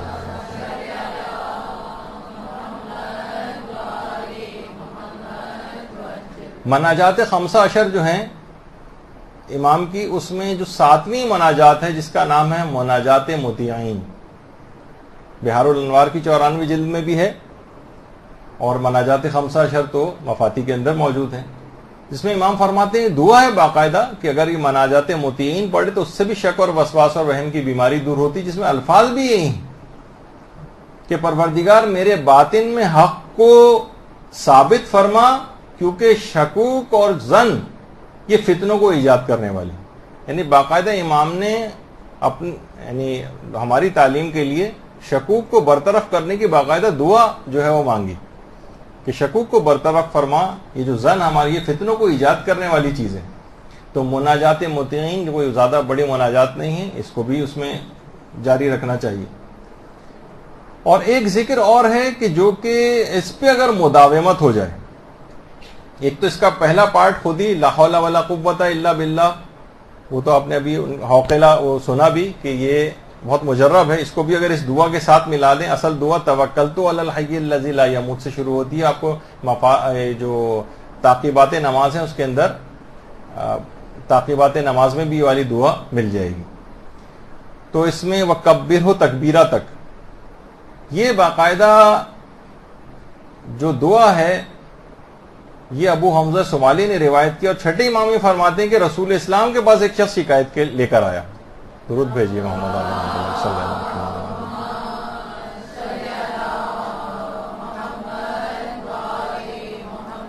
اور پیغمبر اسلام سے آ کر اس نے 2 شکایات کی تھی کہ یا رسول اللہ، ایک تو میں شدت وسوسہ، یعنی میں بہت شکی ہوں، بہت وسواسی ہوں، میری مدد کریں کہ میں کیا کروں، اور دوسرا ہے کہ میں قرض دار ہوں، عیالدار بھی ہوں، محتاج ہو گیا ہوں، اس رزق کی تنگی سے کیسے میں اپنا دامن بچاؤں۔ پیغمبر اسلام نے انہی کلمات کے متعلق کہا جو توکلت علی الحی الذی لا یموت سے شروع ہوتے ہیں، لیکن لا حول ولا قوت الا باللہ بھی ساتھ ملا لیں تو اور فائدہ مند ہو جائے گا۔ کہا کہ اصول کافی کی 2 جلد کے اندر باقاعدہ روایت موجود ہے، پیغمبر نے کہا کہ اس دعا کی کثرت کے ساتھ تکرار کرو، اس کو بار بار پڑھو، یہ تمہارے دونوں پرابلم جو ہیں یہ اس سے سالو ہو جائیں گے، یعنی تمہارا شک اور وسواس اور وہم کا مرض بھی اس دعا کو پڑھنے سے جاتا رہے گا، اور رزق کے اندر جو تنگی آئی ہوئی ہے وہ بھی اس سے دور ہو جائے گی۔ یہ اکثر جگہوں کے اوپر شک اور وسواس کے لحاظ سے تو اتنی نقل نہیں ہوتی ہے، لیکن وسعت رزق کے لیے مجرب دعاؤں کے اندر اس کا الگ سے اس انداز سے تذکرہ آ جاتا ہے۔ اچھا، اب جو سب سے اہم علاج ہے، دیکھیے شک کی جو فصل ہے اس کی آبیاری جو ہے یہ ہمیشہ جہالت کی زمین میں ہوتی ہے، جتنا جہل زیادہ ہوگا اتنا ہی شک زیادہ ہوگا، جتنا علم بڑھتا چلا جائے گا، علم دین آپ حاصل کریں گے اتنے آپ کے شک کم ہوتے چلے جائیں گے۔ اگر کوئی شک آیا بھی تو آپ کے پاس علمی ذرائع ہوں گے کہ آپ اس شک کو برطرف کر سکتی ہیں، اس کا حل آپ کو پتا ہوگا، فوراً ہی آپ علاج کر لیں گی۔ یہ شک اور وہم اسی جہالت ہی کے انڈے بچے ہیں، یہ اسی سے کی پیداوار ہیں، اسی سے ہی نکلتے ہیں۔ تو کتنے دیکھیے مسائل ایسے ہیں، لوگ کہتے ہیں کہ جناب ہمارا بس ہر وقت کتنے شکی آتے ہیں، ہر وقت وضو ٹوٹتا رہتا ہے، ہم کیسے نماز پڑھیں؟ بھائی یہ کیسے ممکن ہے کہ کسی شخص کو کوئی گیس کا اتنا مریض ہو کہ ہم اس سے کہیں کہ بھائی اپنی واجب نماز جو کہ 4 رکعتی نماز 2 منٹ میں پڑھی جا سکتی ہے، 2 منٹ میں بھی تمہارا وضو نہیں رہتا؟ یہ تو ممکن ہی نہیں۔ اکثر تو میں نے وسواسیوں کو مذاق میں کہا بھی کہ اتنی گیس کا پرابلم اگر اتنے سارے افراد کو، تو پاکستان کا تو یہ والا کرائسس ختم ہی ہو جانا چاہیے یہاں پہ، جو گیس کے ہر وقت یہاں پہ لوڈ شیڈنگ اور سب ہوتی رہتی۔ خیر، تو 1-2 منٹ بھی وضو رہنا ممکن نہیں، یہ کیسا، یعنی اس کے وہم، یہ صرف وہم ہے، اس کا کوئی اس میں توجہ نہیں کرنی چاہیے۔ باقاعدہ روایت کے اندر یہ کہ شیطان ایسی آوازیں نکالتا ہے جس سے وہ سمجھتا ہے کہ میرا وضو ٹوٹ گیا۔ تو باقاعدہ کسی شخص نے آ کر امام سے کہا بھی تھا کہ مولا وہ فلاں شخص جو ہے اچھا بھلا عاقل ہے لیکن بار بار نماز پڑھتا ہے، بار بار وضو کرنے جاتا ہے۔ تو امام نے فرمایا وہ کب عاقل ہے؟ وہ جبکہ وہ شیطان کی پیروی کرتا ہے۔ شیطان کی پیروی کرنے والا کبھی عاقل تھوڑی ہو سکتا ہے۔ باقاعدہ اس کو روایت کے اندر نفخ الشیطان بھی کہا گیا، یعنی شیطان اس قسم کی آوازیں نکالتا ہے جس سے اس کو ریا خارج ہونے کا شک ہوتا ہے۔ جب تک اس کو یقین نہ ہو کہ میرا وضو ٹوٹ گیا تب تک وضو کو باقی سمجھے۔ ایسے افراد کے لیے زیادہ بہتر ہے کہ اپنی نمازوں کو مختصر بھی پڑھیں، 2 منٹ کے اندر صرف واجبات پہ اکتفا کریں، اس میں شک اتنا نہیں ہوگا، اور فوراً بس اس نماز کو گزار لیں. اچھا اسی طریقے سے بہت سارے افراد ہیں وضو اور غسل کے اندر پانی کو بہانے کا کہ پانی پہنچا نہیں پہنچا غسل کیے چلے جا رہے ہیں. وضو کے اندر دیکھیے وہ میں پہلی دفعہ بھی بات آئی تھی کہ وضو کے لیے مستحبات میں سے ہے کہ پانی ایک مد ہو یعنی 3 پاؤ, اور غسل کے لیے پانی 1 سا ہو یعنی 3 کلو یا 3 لیٹر کے برابر, یعنی اس کے کم و بیش آگے پیچھے. تو باقاعدہ علماء اس کی پریکٹس, محسن قرائتی نے باقاعدہ ایک درس کے اندر گلاس جو کہ آدھے سے بھی کم بھرا ہوا تھا کہا اس میں بھی اکثر مستحبات کے ساتھ وضو کرنا ممکن. لوگ کہیں گے بھائی کیسے ممکن ہے؟ خود ہمارے استاد محترم کہتے ہیں میں 3 گلاس پانی سے جو غسل کر کے دکھا سکتا ہوں کسی کو. تو بہرحال یعنی مقصد کہنے کا یہ کہ ہم بہت ہی زیادہ اسراف اور شک اور وسواس کی بنا پر پانی اسراف کے اندر بہت زیادہ خرچ کرتے ہیں. تو دیکھیے علماء یہ بھی بات بیان فرماتے ہیں کہ دیکھیے پیغمبر اکرم 1 سا پانی سے غسل کیا کرتے تھے, یعنی جو مستحبات ہیں پیغمبر اس پہ بھی عمل کرتے ہوں گے اور خود غسل کے مستحبات پہ بھی عمل کرتے ہوں گے جس میں ہر عضو کو 3 مرتبہ دھونا بھی. تو اس کا مطلب یہ ہے کہ ممکن ہے نا کہ پیغمبر اتنا زیادہ کہ جب مستحبات پہ بھی عمل کر رہے ہیں اور وضو میں یہ بھی مستحب ہے کہ پانی 1 سا ہو یعنی 3 لیٹر ہو, تو 3 لیٹر پانی کے اندر پیغمبر 3 مرتبہ بھی عضو کو دھوتے ہوں گے. علماء نے کہا کہ جب میں مستحبات پر عمل کرتے تھے تو علماء جب بھی کوشش یہ کرتے ہیں, اکثر ہم نے علماء کو دیکھا کہ باقاعدہ پورا نل کھول کر پانی مسلسل بہ رہا اس طرح سے کبھی وضو نہیں کرتے. عام طور پہ کوئی نہ کوئی برتن میں انسان کرے تو کم سے کم پانی خرچ ہوتا ہے. آغا کوئی کو بھی اگر امام خمینی آپ نے دیکھا اب آغا کوئی وہ بھی برتن رکھ کر اس انداز سے وضو کیا کرتے تھے تاکہ پانی میں اسراف نہ ہو اور اس میں کوئی شک اور وسواس اور وہم بھی جو ہے نہ آئے. اچھا بہت سارے افراد کہتے ہیں کہ جناب یہ تو ہم ناپیں کیسے, تو انہوں نے خود اس کے اندر 3 لیٹر پانی لے کے اور اس کے اوپر شاور کی جگہ کے اوپر لگایا کہ اس سے جناب اتنے بھی یہ بھی وسوسے کی طرف چلا جائے گا معاملہ کہ اتنی زیادہ آپ کو وہاں پہ کوئی ناپ تول کا اشاری نظام رکھ کے ترازو رکھا ہوا ہے اس میں 3 کلو آپ ناپ رہے ہیں 3 لیٹر ناپ رہے ہیں, اس کی کوئی کرنے کی ضرورت نہیں ہے. بس ایک اندازہ ہو کہ زیادہ پانی اس میں خرچ نہ ہو, اور یہ بالٹی ہے اس سے اگر انسان نہا رہا ہے تو اس میں بھی اندازہ کر سکتا ہے, اور اگر شاور وغیرہ سے بھی نہا رہا ہے تو ایک اندازہ. بس یہ کہ اسراف کی حد تک کہ جو کھلا رہتا ہے بالکل اور پوری ٹنکی اس میں ختم ہو جاتی, یہ والی چیز نہ کریں. اچھا کبھی اس انداز سے اس کے غسل کے درمیان زیادہ پانی خرچ کرنے کا کہ پانی نہیں پہنچا تو تب بھی اعوذ باللہ من الشیطان الرجیم پڑھے تاکہ دفیہ ہو اس کا اور اس دوران بھی کوئی اس کو شک اور وسوسہ نہ آئے. اچھا اب ایک طریقہ اور بھی, بلکہ یہ تو میں اکثر ایسے افراد کو مذاق میں کہتا ہوں لیکن ہے وہ طریقہ بڑا مجرب. وہ یہ کہ جو بھی کوئی اس طرح کا وسواسی اور شکی ہو, اب تک تجربہ یہی ہے کہ اسے 1 مرتبہ حج پہ بھیج دیا جائے.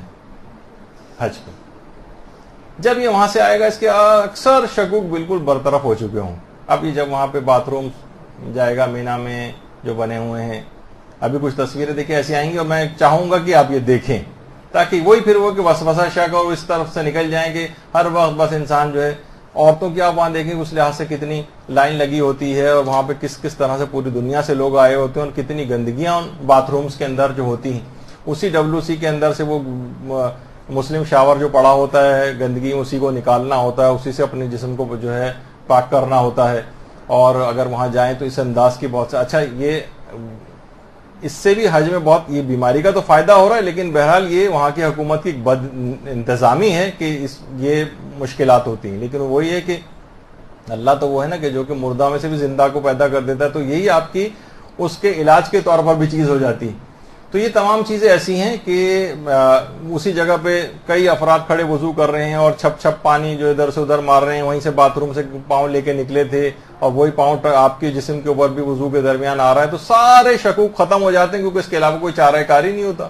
نمازیں پڑھنا ہے ویسے ہی آپ نے سب کچھ کرنا ہے انہی گندگی کے اندر رہتے ہوئے. تو ایک دفعہ بھی انسان حج کر کے آ جائے تو ساری چیزوں سے اس کو اطمینان ہو جاتا ہے, اس کے بعد پھر اس کو وہم اور شک اس انداز کے بہت کم آتے ہیں. اور دیکھیے بہت سارے ایسے قوانین بھی ہیں, روایات کے اندر بھی یہ چیز آئی ہے کہ یقین کبھی شک سے نہیں ٹوٹتا. لا تنقض الیقین بالشک,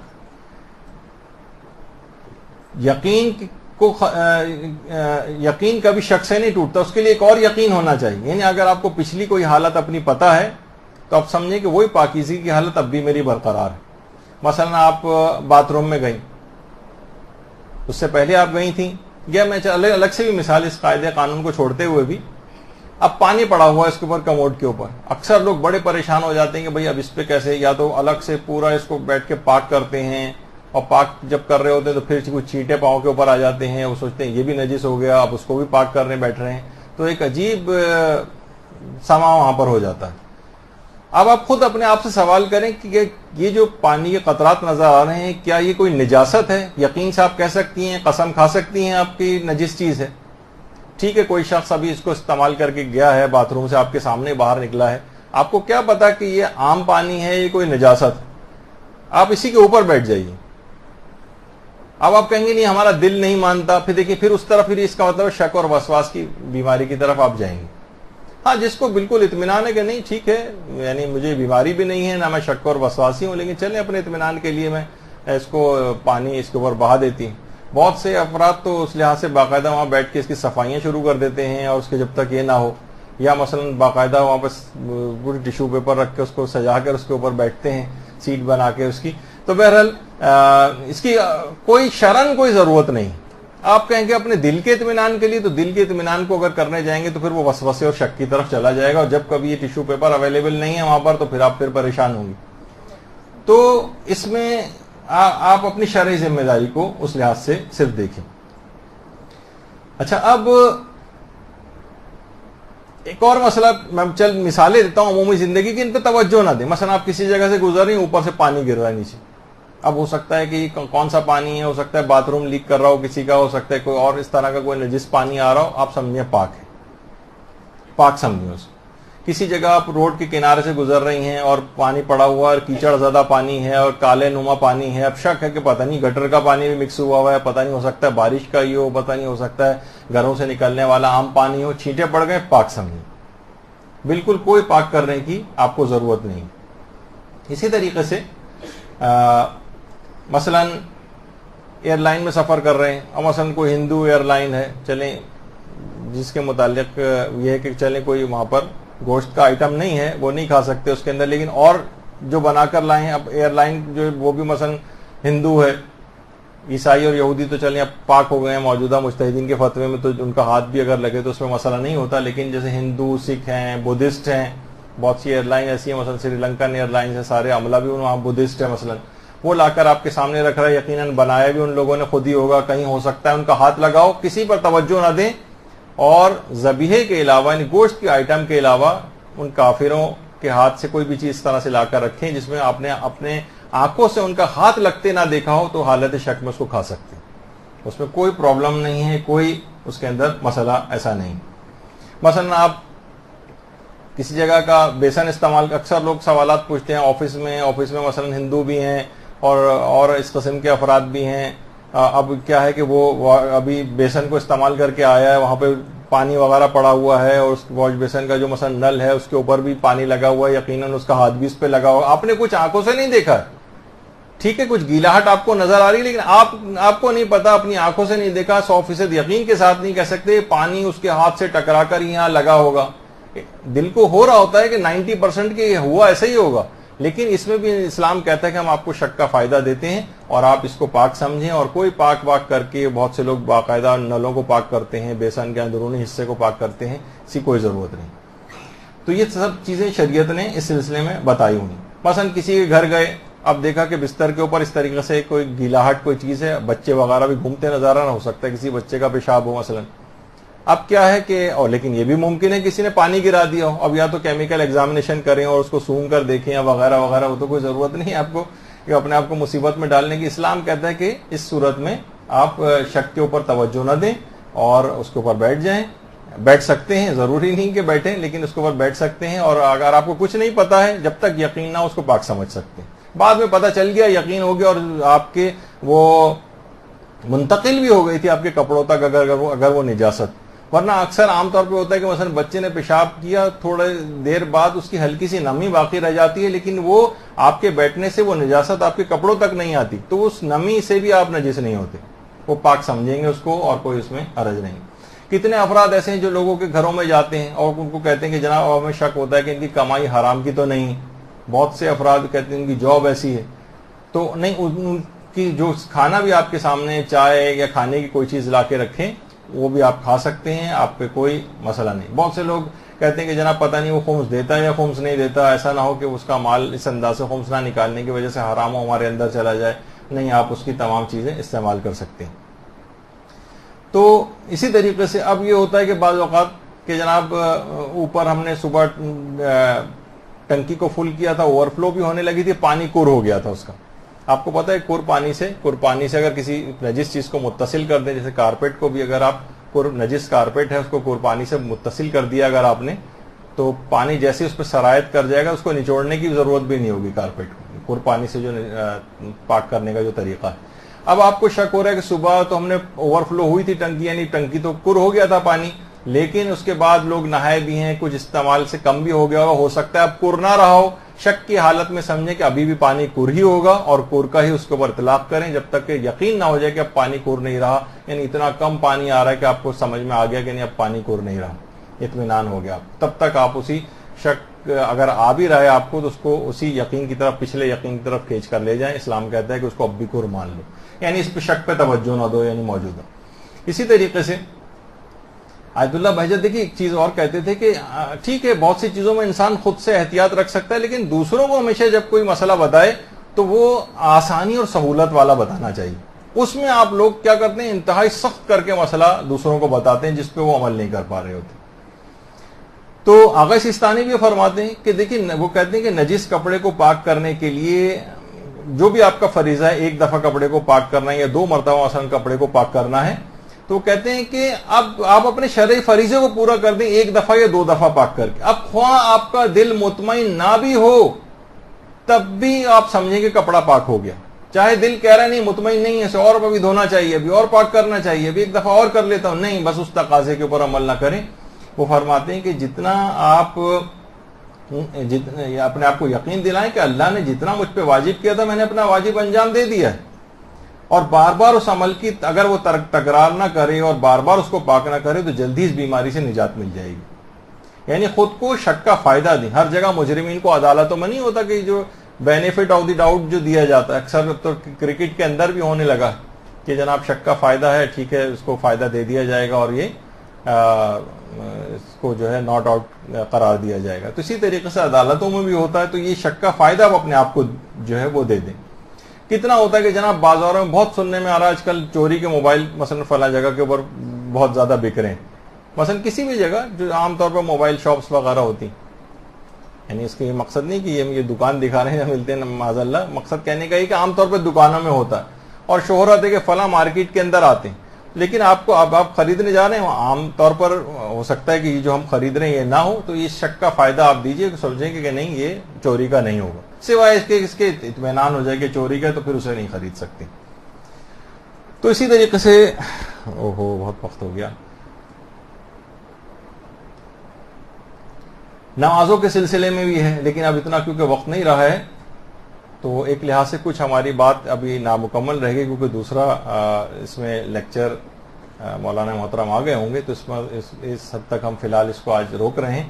اگلے جو گفتگو ہوگی ہماری اس کے اندر کوشش کریں گے کہ اس کے ساتھ ہی اس موضوع کو بھی مکمل کریں, پھر اگلا کوئی دوسرا موضوع شروع کریں. لیکن آپ نے دیکھا کہ شکیات کے اندر کتنی ایسی چیزیں ہیں کہ جس میں اپنے آپ کو ہم نے جان بوجھ کر مصیبت کے اندر ڈالا ہوا ہے, اور اسلام نے اس میں مسئلہ کتنا زیادہ آسان رکھا ہے, صرف اور صرف ہماری اپنی جہالت کی وجہ سے. اور کچھ فقہی قوانین ایسے ہیں جو انشاءاللہ اگلی کی نشست میں کوشش کروں گا کہ آپ کی خدمت میں پیش کروں, کہ اگر وہ تھوڑا سا سمجھ لیں اس کو تو زندگی ہماری بہت آسان ہو سکتی ہے. کہ کس طریقے سے یہ جو مسئلہ ہوتا ہے کہ نمازوں کے سلسلے کے اندر بھی ہوتا ہے, مثلا ابھی میں شکیات رکعت کے مسئلے کو بیان نہیں کروں گا, اس کے اندر تو اتنے آسان اصول ہیں کہ آپ کو رکعت کے کوئی شک کے اندر کبھی کوئی پریشان ہونے کی ضرورت ہی نہیں. لیکن وہ جو بہترین نماز کیسے پڑھیں, میں جب شکیات رکعت کے مسئلے آئیں گے اس وقت بتاؤں گا, اس وجہ سے آج نہیں. البتہ ہوتا یہ ہے کہ مثلا آپ سجدے کی حالت میں اب شک ہو رہا ہے کہ پتہ نہیں میں نے رکوع کیا بھی تھا یا نہیں کیا تھا, سجدے کی حالت میں شک ہو رہا ہے. اسلام کہتا ہے شک پہ توجہ نہ دو, وہ گزر گیا موقع اور سمجھو کہ میں نے رکوع کر لیا تھا, یا رکوع پتہ نہیں میں نے صحیح کیا تھا نہیں کیا تھا, یا پتہ نہیں میں نے رکوع کے اندر وہ پڑھا ذکر رکوع پڑھا تھا یا نہیں پڑھا تھا؟ اسلام کہتا ہے سجدے میں آ گئے، اب شک کے اوپر پچھلی حالت پہ توجہ نہ دو۔ اچھا، اسی طریقے سے بعض اوقات یہ ہوتا ہے کہ آپ رکوع کی حالت میں اور آپ کو قیام کی پچھلی حالت میں شک ہو رہا ہوتا ہے، پتہ نہیں میں نے الحمد کے بعد دوسرا سورہ پڑھا تھا یا نہیں پڑھا تھا، آپ سمجھیں گے پڑھ لیا تھا، شک پہ توجہ نہ دیں۔ یعنی فقہی طور پر آپ کو اگر علم ہے کہ مجھے اس موقع پر کیا کرنا ہے، تو آپ آرام سے اپنے علم کے ذریعے اس شکوک کو برطرف کر سکتی ہیں۔ پتہ نہیں میں نے سورہ صحیح پڑھا تھا یا نہیں پڑھا تھا، پتہ نہیں دوسرا سورہ پڑھا تھا یا نہیں پڑھا تھا، پتہ نہیں الحمد اور دوسرا سورہ پڑھا تھا یا نہیں پڑھا تھا، تو یہ تمام چیزیں ایسی ہیں کہ آپ کو اگر فقہی قوانین پتہ ہیں، باقاعدہ اس موضوع پر کتاب بھی لکھی گئی ہے، قیام کی حالت میں بھی ہوتا ہے شک، زندگی آسان در سایہ اصول فقہ، یعنی اگر اصول فقہ کے کچھ قوانین آپ کو پتہ چل جائیں تو آپ کی زندگی بہت آسان ہو جاتی، یعنی آپ کو اس میں پتہ چل جاتا ہے۔ اب میں اس کی تشریح تو نہیں کروں گا، لیکن بہت سارے اصول فقہ کے قوانین ہیں، اصالۃ الحلیہ اور اصالۃ الاباحہ، اصالۃ الطہارہ اور اصالۃ الصحہ اور قانون فراغ و تجاوز۔ ابھی جو آپ سن رہی تھی نا کہ آگے بڑھ گئے ہیں، پچھلے عمل کے متعلق شک ہو رہا ہے یا عمل کو ختم کرنے کے بعد شک ہو رہا ہے، تو یہ فراغ و تجاوز کے قوانین وہاں کام آتے ہیں۔ اصالۃ البراء، یہ بہت زیادہ کام آنے والا مسئلہ ہے۔ اصل استصحاب، پچھلی حالت کو لے کر آنا، ابھی جو کر پانی کی جو میں نے مثال دی تھی وہ اصل استصحاب کے قانون سے ہی دی تھی کہ پہلے مثلا صبح کو ہم نے وضو کیا تھا، اب شک ہو رہا ہے کہ وضو ٹوٹا یا نہیں ٹوٹا، اس شک پہ توجہ نہ دو، سوچو کہ ابھی بھی وضو چل رہا ہے۔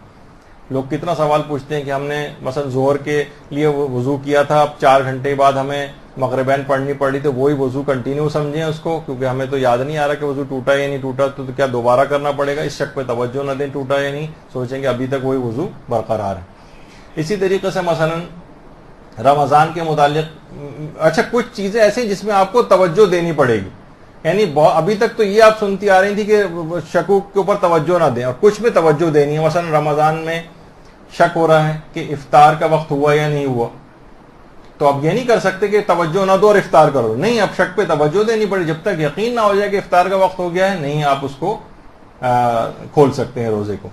اسی طریقے سے کافر ملک سے جو ذبیحے آتے ہیں، جب تک اطمینان نہ ہو، یقین نہ ہو کہ اس کو شرعی طریقے سے ذبح کیا ہے، مسلمان نے ذبح کیا ہے، تب تک اس کو حالت شک میں نہیں کھا سکتے۔ دیکھا جو لوگ کہتے ہیں اس کے اوپر لکھا ہوتا ہے کہ مثلا حلال، وہ لکھا ہونا بھی کافی نہیں جب تک کہ آپ کو یقین اور اطمینان نہ ہو کہ اسے مسلمان نے ذبح کیا، اور وہ جانور خود بھی حلال ہونا چاہیے۔ اسی طرح لیکن یہ چیز یعنی وہاں تو شک کی پرواہ کرنی ہے، لیکن اس شک کی پرواہ مسلمان ملک میں نہیں کرنی۔ مثلا آپ گوشت خریدنے جا رہی ہیں، اب آپ کو کیا پتا کہ اس نے شرائط کی پابندی کی تھی یا نہیں کی تھی، گوشت تو لٹکا ہوا ہے، ہم خرید کے لا رہے ہیں، پتہ نہیں اس نے قبلہ رخ جانور کو کیا تھا یا نہیں، پتہ نہیں اس نے بسم اللہ پڑھی تھی یا نہیں، پتہ نہیں اس نے 4 رگیں کاٹی تھی یا نہیں، پتہ نہیں ذابح جو ہے مسلمان تھا بھی یا نہیں، ہو سکتا ہے کوئی ہندو وغیرہ نے کر دیا ہو۔ مسلمان ملک کے اندر اس طرح کے کوئی بھی شکائن پہ کوئی توجہ نہ دیں اور اس کو آپ حلال سمجھیں۔ باقاعدہ فقہ کا ایک قانون ہے، اس طرح سے مرغی بھی آپ خریدنے جاتی ہیں، اسی طریقے سے آپ مثلا گوشت خریدنے جاتی ہیں، تو وہ آپ کے لیے بالکل جائز ہے۔ ان شکوک پہ توجہ نہ دیں کہ ہو سکتا ہے اس نے ایسا نہ کیا ہو، سمجھیں گے کیا ہوگا۔ باقاعدہ ایک فقہ کا قانون ہے، حمل و فعل المسلم علی الصحہ، حالت شک میں مسلمان کے عمل کو صحیح سمجھیں۔ اسی قانون کے تحت تمام جتنے بھی قصائی جو ذبح کر رہے ہوتے ہیں اور آپ لے کر آتی ہیں وہاں سے، اس لحاظ سے ان شکوک پہ توجہ نہیں دینی آپ نے، اور ان کو حلال سمجھ کے یہ تمام گوشت اور یہ مرغی وغیرہ یہ سب خرید کے لا سکتے ہیں۔ لیکن یہی شک پہ توجہ دینی پڑے گی اگر یہ کافر ملک سے گوشت آ رہا ہے۔ اسی طریقے سے جہاں شک پر توجہ دینی ان میں ایک ہے، مثلا اگر کسی شخص کو طلاق یافتہ کسی عورت سے شادی کرنا، اب کورٹ سے کہیں سے اس کو اطلاع ملی کسی عورت سے شادی کرنے جا رہا ہے، وہ طلاق یافتہ تھی، کسی نے بتایا ارے بھائی اس کو تو مثلا کورٹ سے طلاق ہوئی، اب کورٹ سے طلاق صحیح شمار ہوتی نہیں ہے ہماری فقہ میں، وہ ابھی تک پہلے شوہری کی بیوی ہے، تو وہ یہ نہیں کر سکتا کہ بھائی اطلاع ملی ہے تو ٹھیک ہے، شکی تو ہو رہا ہے، چھوڑو اس شک پہ توجہ نہ دو اور شادی کرو، نہیں، یہاں پہ عزتوں کا مسئلہ آ گیا۔ یہ دوسرے شخص کی بیوی، اس سے کوئی شخص کیسے شادی کر سکتا ہے؟ اس کا امکان ہے کہ کہیں دوسرے شخص کی بیوی نہ ہو، تو تب تک اس شک میں اس کو توجہ دینی پڑے گی، جب تک اطمینان نہ ہو جائے کہ طلاق صحیح ہو تب تک اسے شادی نہیں کر سکتا۔ اسی طریقے سے طواف کے جو چکر ہیں اس کے اندر شک پر توجہ دینی ہوتی، اس میں نظر انداز نہیں کر سکتے۔ مثلا اگر ہے کہ پتہ نہیں میرا 6واں یا 7واں، آپ نے کہا چلو جو بھی ہو ایک اور کر لیتے ہیں، کیا ہوگا, کمی ہوگی تو وہاں پوری ہو جائے گی. نہیں, آپ کو پکا پتا ہونا چاہیے, ورنہ طواف جو ہے وہ باطل ہو جائے گا. شک طوافوں کے چکر کے اندر مکمل ہونا چاہیے. اسی طریقے سے رمی جمرات کے لیے جا رہے ہیں, اب پتہ نہیں اتنے سارے کنکر, ہمیں نہیں پتہ چل رہا کہ ہمارا کنکر کہاں جا کر لگ رہا ہے. تو جب تک اطمینان نہ ہو تب تک کنکر مارے جا سکتے ہیں. جب آپ کو اطمینان ہو جائے کہ اب 7 کا کنکر یقینی طور پر دیوار تک جس جگہ تک پہنچنا لگنا چاہیے وہ لگ گئے ہیں, تب تک آپ کو توجہ شک کے اوپر دینی پڑے گی. اور جب تک اطمینان نہ ہو جائے 7 کا عدد پورا ہونے کا, تب تک کنکر مارنے پڑیں گے. تو یہ سارے فقہی قوانین. اسی طریقے سے اگر شک ہو کہ جناب ابھی وقت نماز آیا یا نہیں آیا, تو جب تک اطمینان نہ ہو جائے نماز نہیں پڑھ سکتے آپ. بہت سے لوگ کہتے ہیں بھائی 5 منٹ بعد ہی جو ہمیں نکلنا ہوتا ہے, تو ہم ایڈوانس میں 5 منٹ پہلے اگر فجر کی نماز پڑھ کے نکل جائیں تو یہ ممکن نہیں جب تک اطمینان نہ ہو. اسی طریقے سے مثلا شعبان کے روزوں کا بھی ہے کہ 30 سے شعبان ہے آج یا اول رمضان, تو اگلے دن اس شک کی حالت میں رمضان کی نیت سے روزہ رکھنا حرام ہوتا ہے. اب وہ آپ کو فقہی طور پر, لیکن اگر یہی شک 30 رمضان کے اندر ہو کہ آج 30 رمضان ہے یا پہلی شوال, اس دن روزہ رکھنا واجب ہوتا ہے. تو یہ چیزیں ایسی ہیں کہ کچھ فقہی قوانین ہیں, اس سے یہ پتہ چلتا ہے. تو بہرحال اچھا, کچھ چیزیں ایسی ہیں کہ جس کے اندر میڈیکل علاج بھی کروانا ہوتا ہے. یعنی بہت سے آبسیسو کمپلسو ڈس آرڈرس ہماری سائیکیٹری میں کہلاتے ہیں, کچھ ایسے جس میں بار بار انسان, مثلا ہاتھ دھونے کی بیماری. اکثر آبسیسو کمپلسو ڈس آرڈر کے جو مریض ہوتے ہیں, نفسیاتی بیماری ہوتی ہے, اس میں ان کو ہینڈ واشنگ, بار بار ہاتھوں کو بار بار دھونے کا ایک مرض لاحق ہوتا ہے. یعنی اس کی ایک علامت یہ بھی ہوتی. تو اگر کسی جگہ پر ایسے افراد علاج کروا سکیں ڈاکٹر سے اپنا, تو وہ بھی ضروری ہوتا ہے. ان دعاؤں اور اذکار کے علاوہ جو انہوں نے اس سے پہلے, کیونکہ دیکھیے ان دواؤں کے اندر بھی شفا پروردگار ہی نے دی. تو ایک نبی خدا نے کہا تھا نا کہ پروردگار میں علاج نہیں کروں گا, میں تو تجھ سے شفا کا طلبگار ہوں. تو پروردگار نے بھی کہا تھا کہ میں بھی تمہیں اس وقت تک شفا نہیں دوں گا جب تک کہ تم دوا استعمال نہ کرو گے, کیونکہ دوا کے اندر اثر بھی تو میرا ہی پیدا کرتا ہے. تو اسی طریقے سے جب ضرورت پیش آتی تھی تو ائمہ معصومین خود بھی جاتے تھے. جب امیر المومنین علیہ الصلوۃ والسلام, اللہم صلی علی محمد وعلی محمد,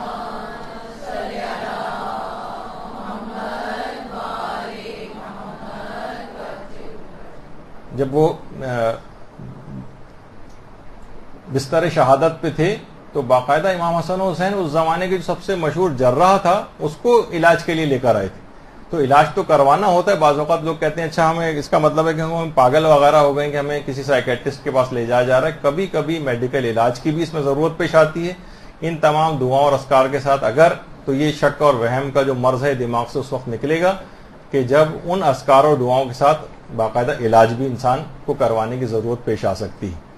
ایسا نہیں ہے کہ وہ اس سے دواؤں کی طرف بالکل نہ جائے, کبھی اس کی ضرورت پیش آتی ہے کیونکہ اس کو نفسیاتی بیماری ہوتی ہے جس کی وجہ سے ایسا ہو رہا ہے. جب تک علاج نہیں کروائے گا تب تک وہ مرض ٹھیک نہیں ہوگا. تو اس کی طرف بھی میں نے اشارہ کر دیا, زیادہ اس پہ گفتگو کرنا مقصد نہیں ہے. اگرچہ اس میں بہت سارے پہلو اور قوانین ابھی بہت سے باقی تھے, لیکن چلیں اب اس کو اب ضرورت نہیں ہوگی کہ میں ایک اور کلاس تک اس کو لے کے جاؤں. انشاءاللہ اگلے دفعہ سے کسی نئے موضوع کا انتخاب کریں گے اور اس پر گفتگو ہوگی. وصلی اللہ علی محمد وآلہ الطیبین الطاہرین. برحمتك يا أرحم الراحمين وصلى الله على محمد وآله الطاهرين.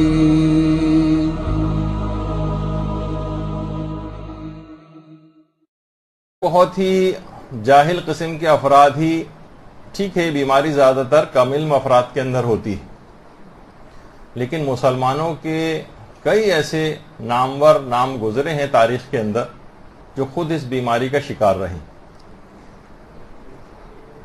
ایک مسلمان عالم دین امام فخر الدین رازی. امام فخر الدین رازی وہی ہیں جن کی تفسیر کبیر بہت مشہور ہے. اتنا شک کرتے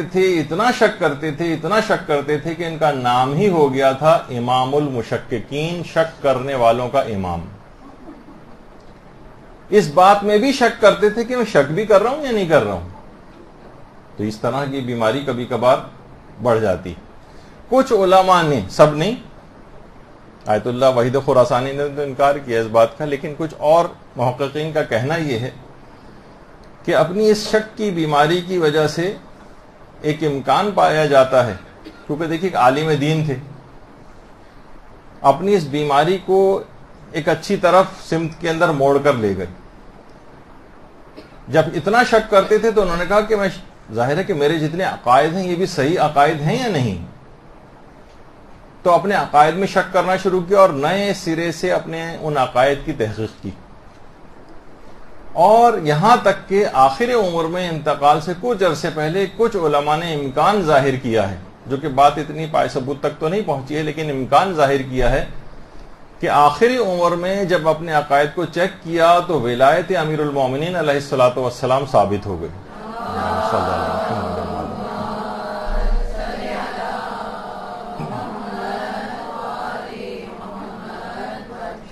شک کی تو بے پناہ تھے. سوچا کہ جب اتنے بڑے مسئلے کے اندر میں غلطی کر سکتا ہوں تو یقیناً مزید عقائد کے اندر بھی کوئی نہ کوئی غلطی پائی جائے گی. دوبارہ نئے سرے سے اپنے عقائد کو ری چیک کیا اور بہت سے نظریات سے تائب ہوئے. ورنہ ابتدان بقول آیت اللہ وحید خراسانی کے کہ یہ وہ شخصیت تھی کہ جو کہ فضائل اہل بیت میں ہر فضیلت کو شک کی نگاہ سے دیکھتے تھے. تو بہرحال ایک تو اس قسم کے افراد سے بھی صرف میں نے کہا کہ کم علم اور افراد کے ساتھ ہی نہیں ہے، بلکہ اس طرح سے تاریخ میں کچھ مسلمانوں کے ساتھ بھی ایسا ہوتا رہا ہے. البتہ کچھ شخصیات تاریخ کی ایسی گزری ہیں، یہ تھوڑی سی تمہیدی بات کر رہا ہوں تاکہ آپ کے سامنے کچھ معروضات آ جائیں. کچھ شخصیات ایسی گزری ہیں جن کے متعلق احادیث کے اندر یہ بات آئی ہے کہ 3 ایسی شخصیات ہیں کہ کبھی شک و شبے کا ان کے پاس سے گزر بھی نہیں ہوا. وہ 3 شخصیات، ان میں پروردگار عالم احسان کرنے والوں کے اجر کو ضائع نہیں کرتا ہے. تو یہ کہنے کی کیا ضرورت ہے؟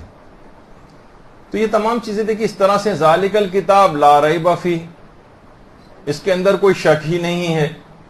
تو پروردگار عالم مختلف ان الفاظ سے بتانا چاہتا ہے کہ وہ اس شکوک کو پسند نہیں کرتا. انسان کو چاہیے کہ ان شکوک و شبہات کو اپنے دل سے نکالے.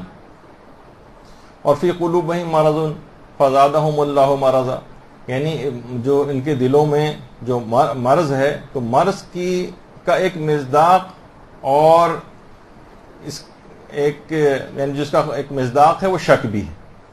یعنی شک کا مرض جیسے جیسے بڑھتا چلا جاتا ہے تو انسان بہت زیادہ وہمی اور وسواسی ہو جاتا ہے. دیکھیے شک میں اور وسواس میں کیا فرق ہے؟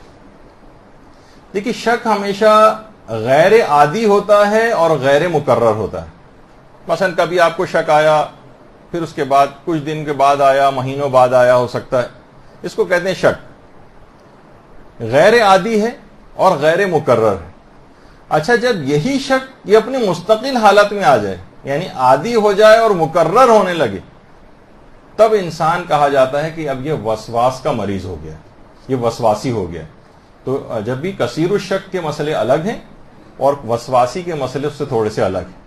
وہ نمازوں کے احکام وغیرہ کے اندر جب اس کا موقع آئے گا تو انشاءاللہ اس وقت پڑھیں گے، ورنہ توضیح المسائل میں بھی آپ پڑھ سکتی ہیں. اچھا یہ شک کیا ہوتا ہے؟ پھر جب یہ آگے بڑھتا ہے، یہ بیماری رکتی نہیں ہے، اس وجہ سے کہا جا رہا ہے کہ اس کو جلد سے جلد اپنے اندر سے ختم کرنے کی کوشش کرنی چاہیے. کہ جب یہ آگے بڑھے گا شک اور وسواس تو یہ آپ کے عقائد کے اندر سرایت کرتے ہیں. پھر یہ دینی شخصیات کی طرف جس طریقے سے پانی بہتا ہوا مختلف قسم جہاں اس کو نشیب نظر آتا ہے، ندی نالے کی صورت میں ادھر سے ادھر جاتا ہے، پھر اس کی شاخیں نکلیں گی. پھر یہ نجاست و طہارت کی حد تک نہیں رہے گا کہ صرف آپ ہاتھ پاک کر رہے ہیں اور کپڑا پاک کر رہے ہیں. وہ اس سے ابتدا ہوتی ہے، لیکن بعد میں ایسا شخص جو ہے وہ دیگر شکوک کی طرف بھی جاتا ہے. عقائد میں اس کو شک آتے ہیں، اس کو حتیٰ کہ علماء اور مراجع کی عدالت کے اندر اس کو شک آنے لگتے ہیں. ہر صاحب علم کو وہ شک کی نگاہ سے دیکھنے لگتا ہے. ذرا سا کسی عالم کو خوشحال وہ دیکھتا ہے تو فوراً اس کے دماغ میں شکوک و شبہات آتے ہیں. یقیناً یہ ہمارے خمس کا پیسہ کھاتے ہوں گے، یقیناً یہ مثلاً فلاں شخص ہے جو آج خوشحال ہو گیا، آج کل کے دور میں کہاں مثلاً حلال طریقے سے ایسا آ سکتا ہے، یقیناً کوئی نہ کوئی حرام اس کے اندر شامل ہوگا. تو یہ کیا ہے کہ پوری دین کی عمارت اس شک کے نتیجے میں منہدم ہو جاتی. اس کا تمام دینی شخصیات کے اوپر سے اعتبار اٹھ جاتا ہے. دینی اب کہاں سے لے گا؟ دیکھیے یہی وجہ ہے کہ بہت سارے افراد جو آج کل بہت زیادہ کام ہو رہا ہے اسی بات پر کہ کس طرح بسم اللہ الرحمن الرحیم اللہم صل علی محمد وآل محمد صل على محمد وآل محمد. اعوذ باللہ من الشیطان اللعین الرجیم. بسم اللہ الرحمن الرحیم. الحمد للہ وکفا وسلام علی عبادہ الذین اصطفی. درود بھیجئے محمد وآلہ محمد.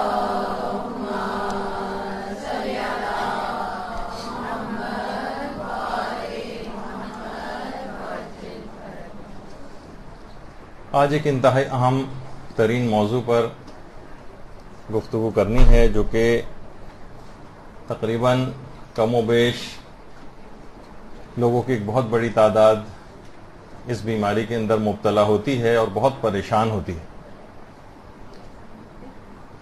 بہت پریشان ہوتی ہے، ہر چیز میں شک، ہر چیز میں وہم.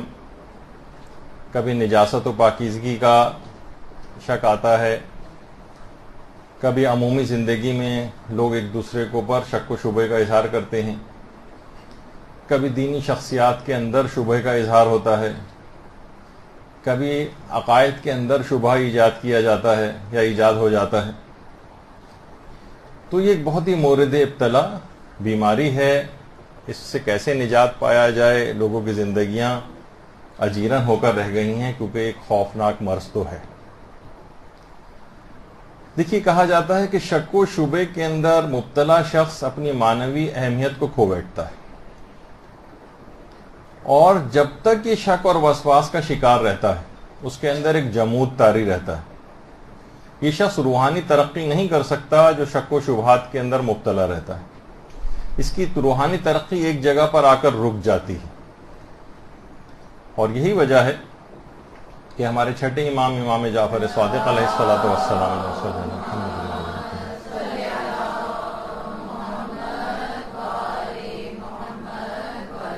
کی ایک روایت بہار الانوار میں علامہ مجلسی نے نقل کی ہے کہ امام فرماتے ہیں کہ اپنے نفسوں سے شکوک کو برطرف کرو. یعنی امام نے پسند نہیں فرمایا کہ انسان شک و شبے کے اندر اپنی زندگی گزارتا جائے، ہر وقت اپنے آپ کو پاکی کرتا رہے، ہر وقت وسواس کا شکار رہے. اپنے نفسوں سے شکوک کو برطرف کرو. عقائد کے لحاظ سے بھی بات کہی جا سکتی ہے اور ان جو عمومی زندگی میں شک آتے ہیں ان کے لحاظ سے بھی. اچھا، یہ نہ سمجھیں کہ اس کے اندر کہاں سے شیعت کو نقصان پہنچایا جائے. اس کے اندر یہی ہے کہ علماء اور مراجع کے خلاف لوگوں کو باتیں لا کے ان کے دماغوں میں شکوک و شبہات ڈال کر ان سے متنفر کیا جائے، تاکہ دین ظاہر لینے کی تمام شخصیات یہی ہیں. اور جب دین یہ شخصیات ہی مشکوک ہو جائیں گی تو انسان پھر دین کہاں سے لے گا؟ تو یہ تمام چیزیں ایسی ہیں کہ کتنی ہم دیکھتے ہیں کہ سوشل میڈیا پر کتنے ایسے پیجز بنائے گئے ہیں باقاعدہ، جو اپنے آپ کو کہتے ہیں کہ ہم مثلا صحیح عقائد کا پرچار کر رہے ہیں، اور اس کے اندر مختلف اس قسم کے شکوک و شبہات کھڑے کیے جاتے ہیں. کم علم افراد کے اندر آپ کو پتہ ہے اس قسم کی چیزیں جو ہے ڈالنا، جہالت کی لوگوں کے اندر کتنی زیادہ ہے. وہاں علمی مباحث عوام کے اندر لے کر آنا، مثلا کہیں شک ڈالا جا رہا ہے کہ حدیث قصہ جو ہے وہ معتبر ہے یا نہیں ہے، اور اس کے اوپر دو چار بھی چرب زبان قسم کے افراد آ جائیں تو اچھا بھلا آدمی ذرا مشکوک ہو جاتا ہے کہ واقعی پھر اس کو اس اعتقاد کے ساتھ ان دعاؤں کو اور ان زیارتوں کو پڑھے گا نہیں. جب وہ اس قسم کی تمام چیزوں اچھا فیصلہ وہ کر نہیں سکتا کیونکہ کم علم ہے، اس کو نہیں پتا کہ یہ جو روایات اس سلسلے میں آتی ہیں، دعاؤں کے سلسلے میں، زیارات کے سلسلے میں، ان کا معیار اس انداز کا نہیں ہوتا جو واجبات و حرام وغیرہ کی احادیث کا معیار ہوتا ہے. آغا سیستانی نے تو کہا کہ ان زیارات کی جو سند ہے وہ ان کے عرفہ و اعلیٰ مضامین ہیں، تو ان کی طرف دیکھنا چاہیے. تو بہرحال حدیث قصہ کی وثاقت کے متعلق شک ڈالا جاتا ہے. اسی طریقے سے مثلا دعائے کمیل کے متعلق شک ڈالے جاتے ہیں کہ یہ معتبر ہے یا نہیں ہے، دعائے امام زمانہ علیہ السلام معتبر ہے یا نہیں ہے.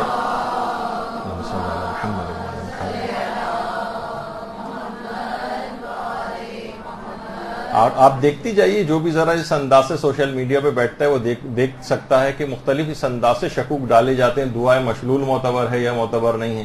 کچھ تو علمی مباحث ہیں، علماء کے درمیان اچھے لگتے ہیں، لیکن عوام میں لا کر اسے بالکل ایک بازیچہ اطفال بنا دیا جائے اور فٹ بال کی طرح سے چاہیں لوگ ان علمی موضوعات سے کھیلیں. یہ انتہائی خطرناک رویہ ہے. اسی طریقے سے زیارات کے متعلق شکوک و شبہات ڈالے جاتے ہیں، تو اپنے طرف سے موقف جو ہے وہ پیش کیے جاتے ہیں. علماء اور مراجع کو بائی پاس کیا جاتا ہے، ذرا سا بھی کوئی چرب زبان ہے تو سادہ لو افراد کو متاثر کر لیتا ہے. تو ان چکروں کے اندر اور ان شبہات کے اندر وہ لوگ پڑ جاتے ہیں جو پہلے سے ان شکوک و شبہات کے مریض رہتے ہیں، وہ آسانی سے اس طرف آ جاتے ہیں. تو اسی طرح سے ہر فضیلت کے متعلق بہت سارے جو معجزات ہیں ان کو ڈسکس کرنا شروع کر دیں کہ یہ معتبر ہے یا معتبر نہیں. اس سے کیا ہوتا ہے کہ جو حقیقی معجزات ہیں ائمہ کے، ان سے بھی لوگ مشکوک ہو جاتے ہیں، کیونکہ کم علم ہے، وہ فیصلہ نہیں کر پاتے. اب انہوں ہر چیز انہیں غلو لگنے لگتی ہے، اب ہر چیز ان کو جو ایسا لگتا ہے کہ یہ تو خدا بنایا جا رہا ہے، جبکہ ان کی فضیلت میں مثلا ہوتی ہے. تو انسان فیصلہ نہیں کر پاتا. اور ایسے ایک تو ہیں سلمان فارسی، دوسرے ہیں ابو ذر غفاری، اور تیسرے ہیں مقداد.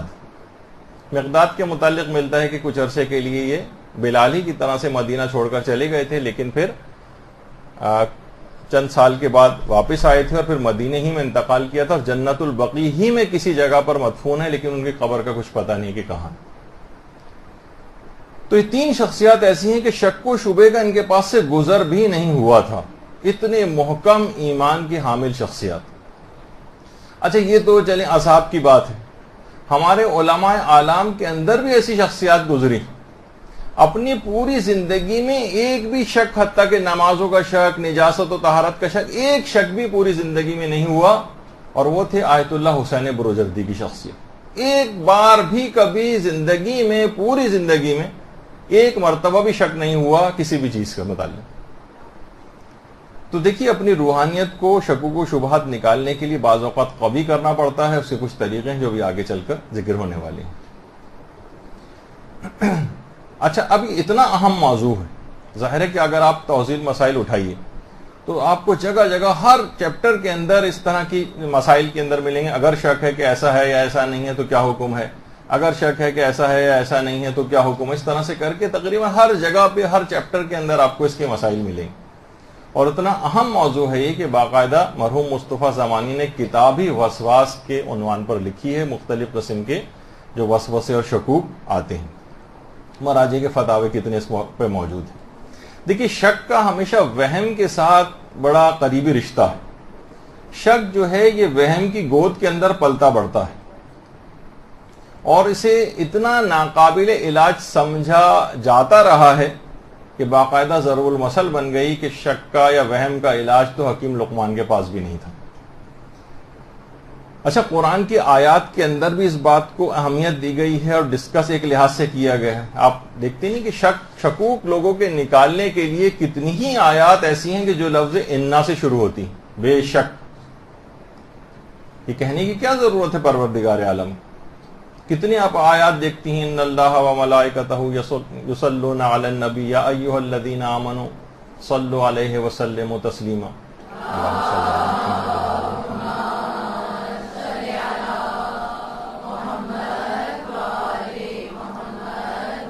بے شک اللہ اور اس کا رسول کے اوپر درود بھیجتے ہیں.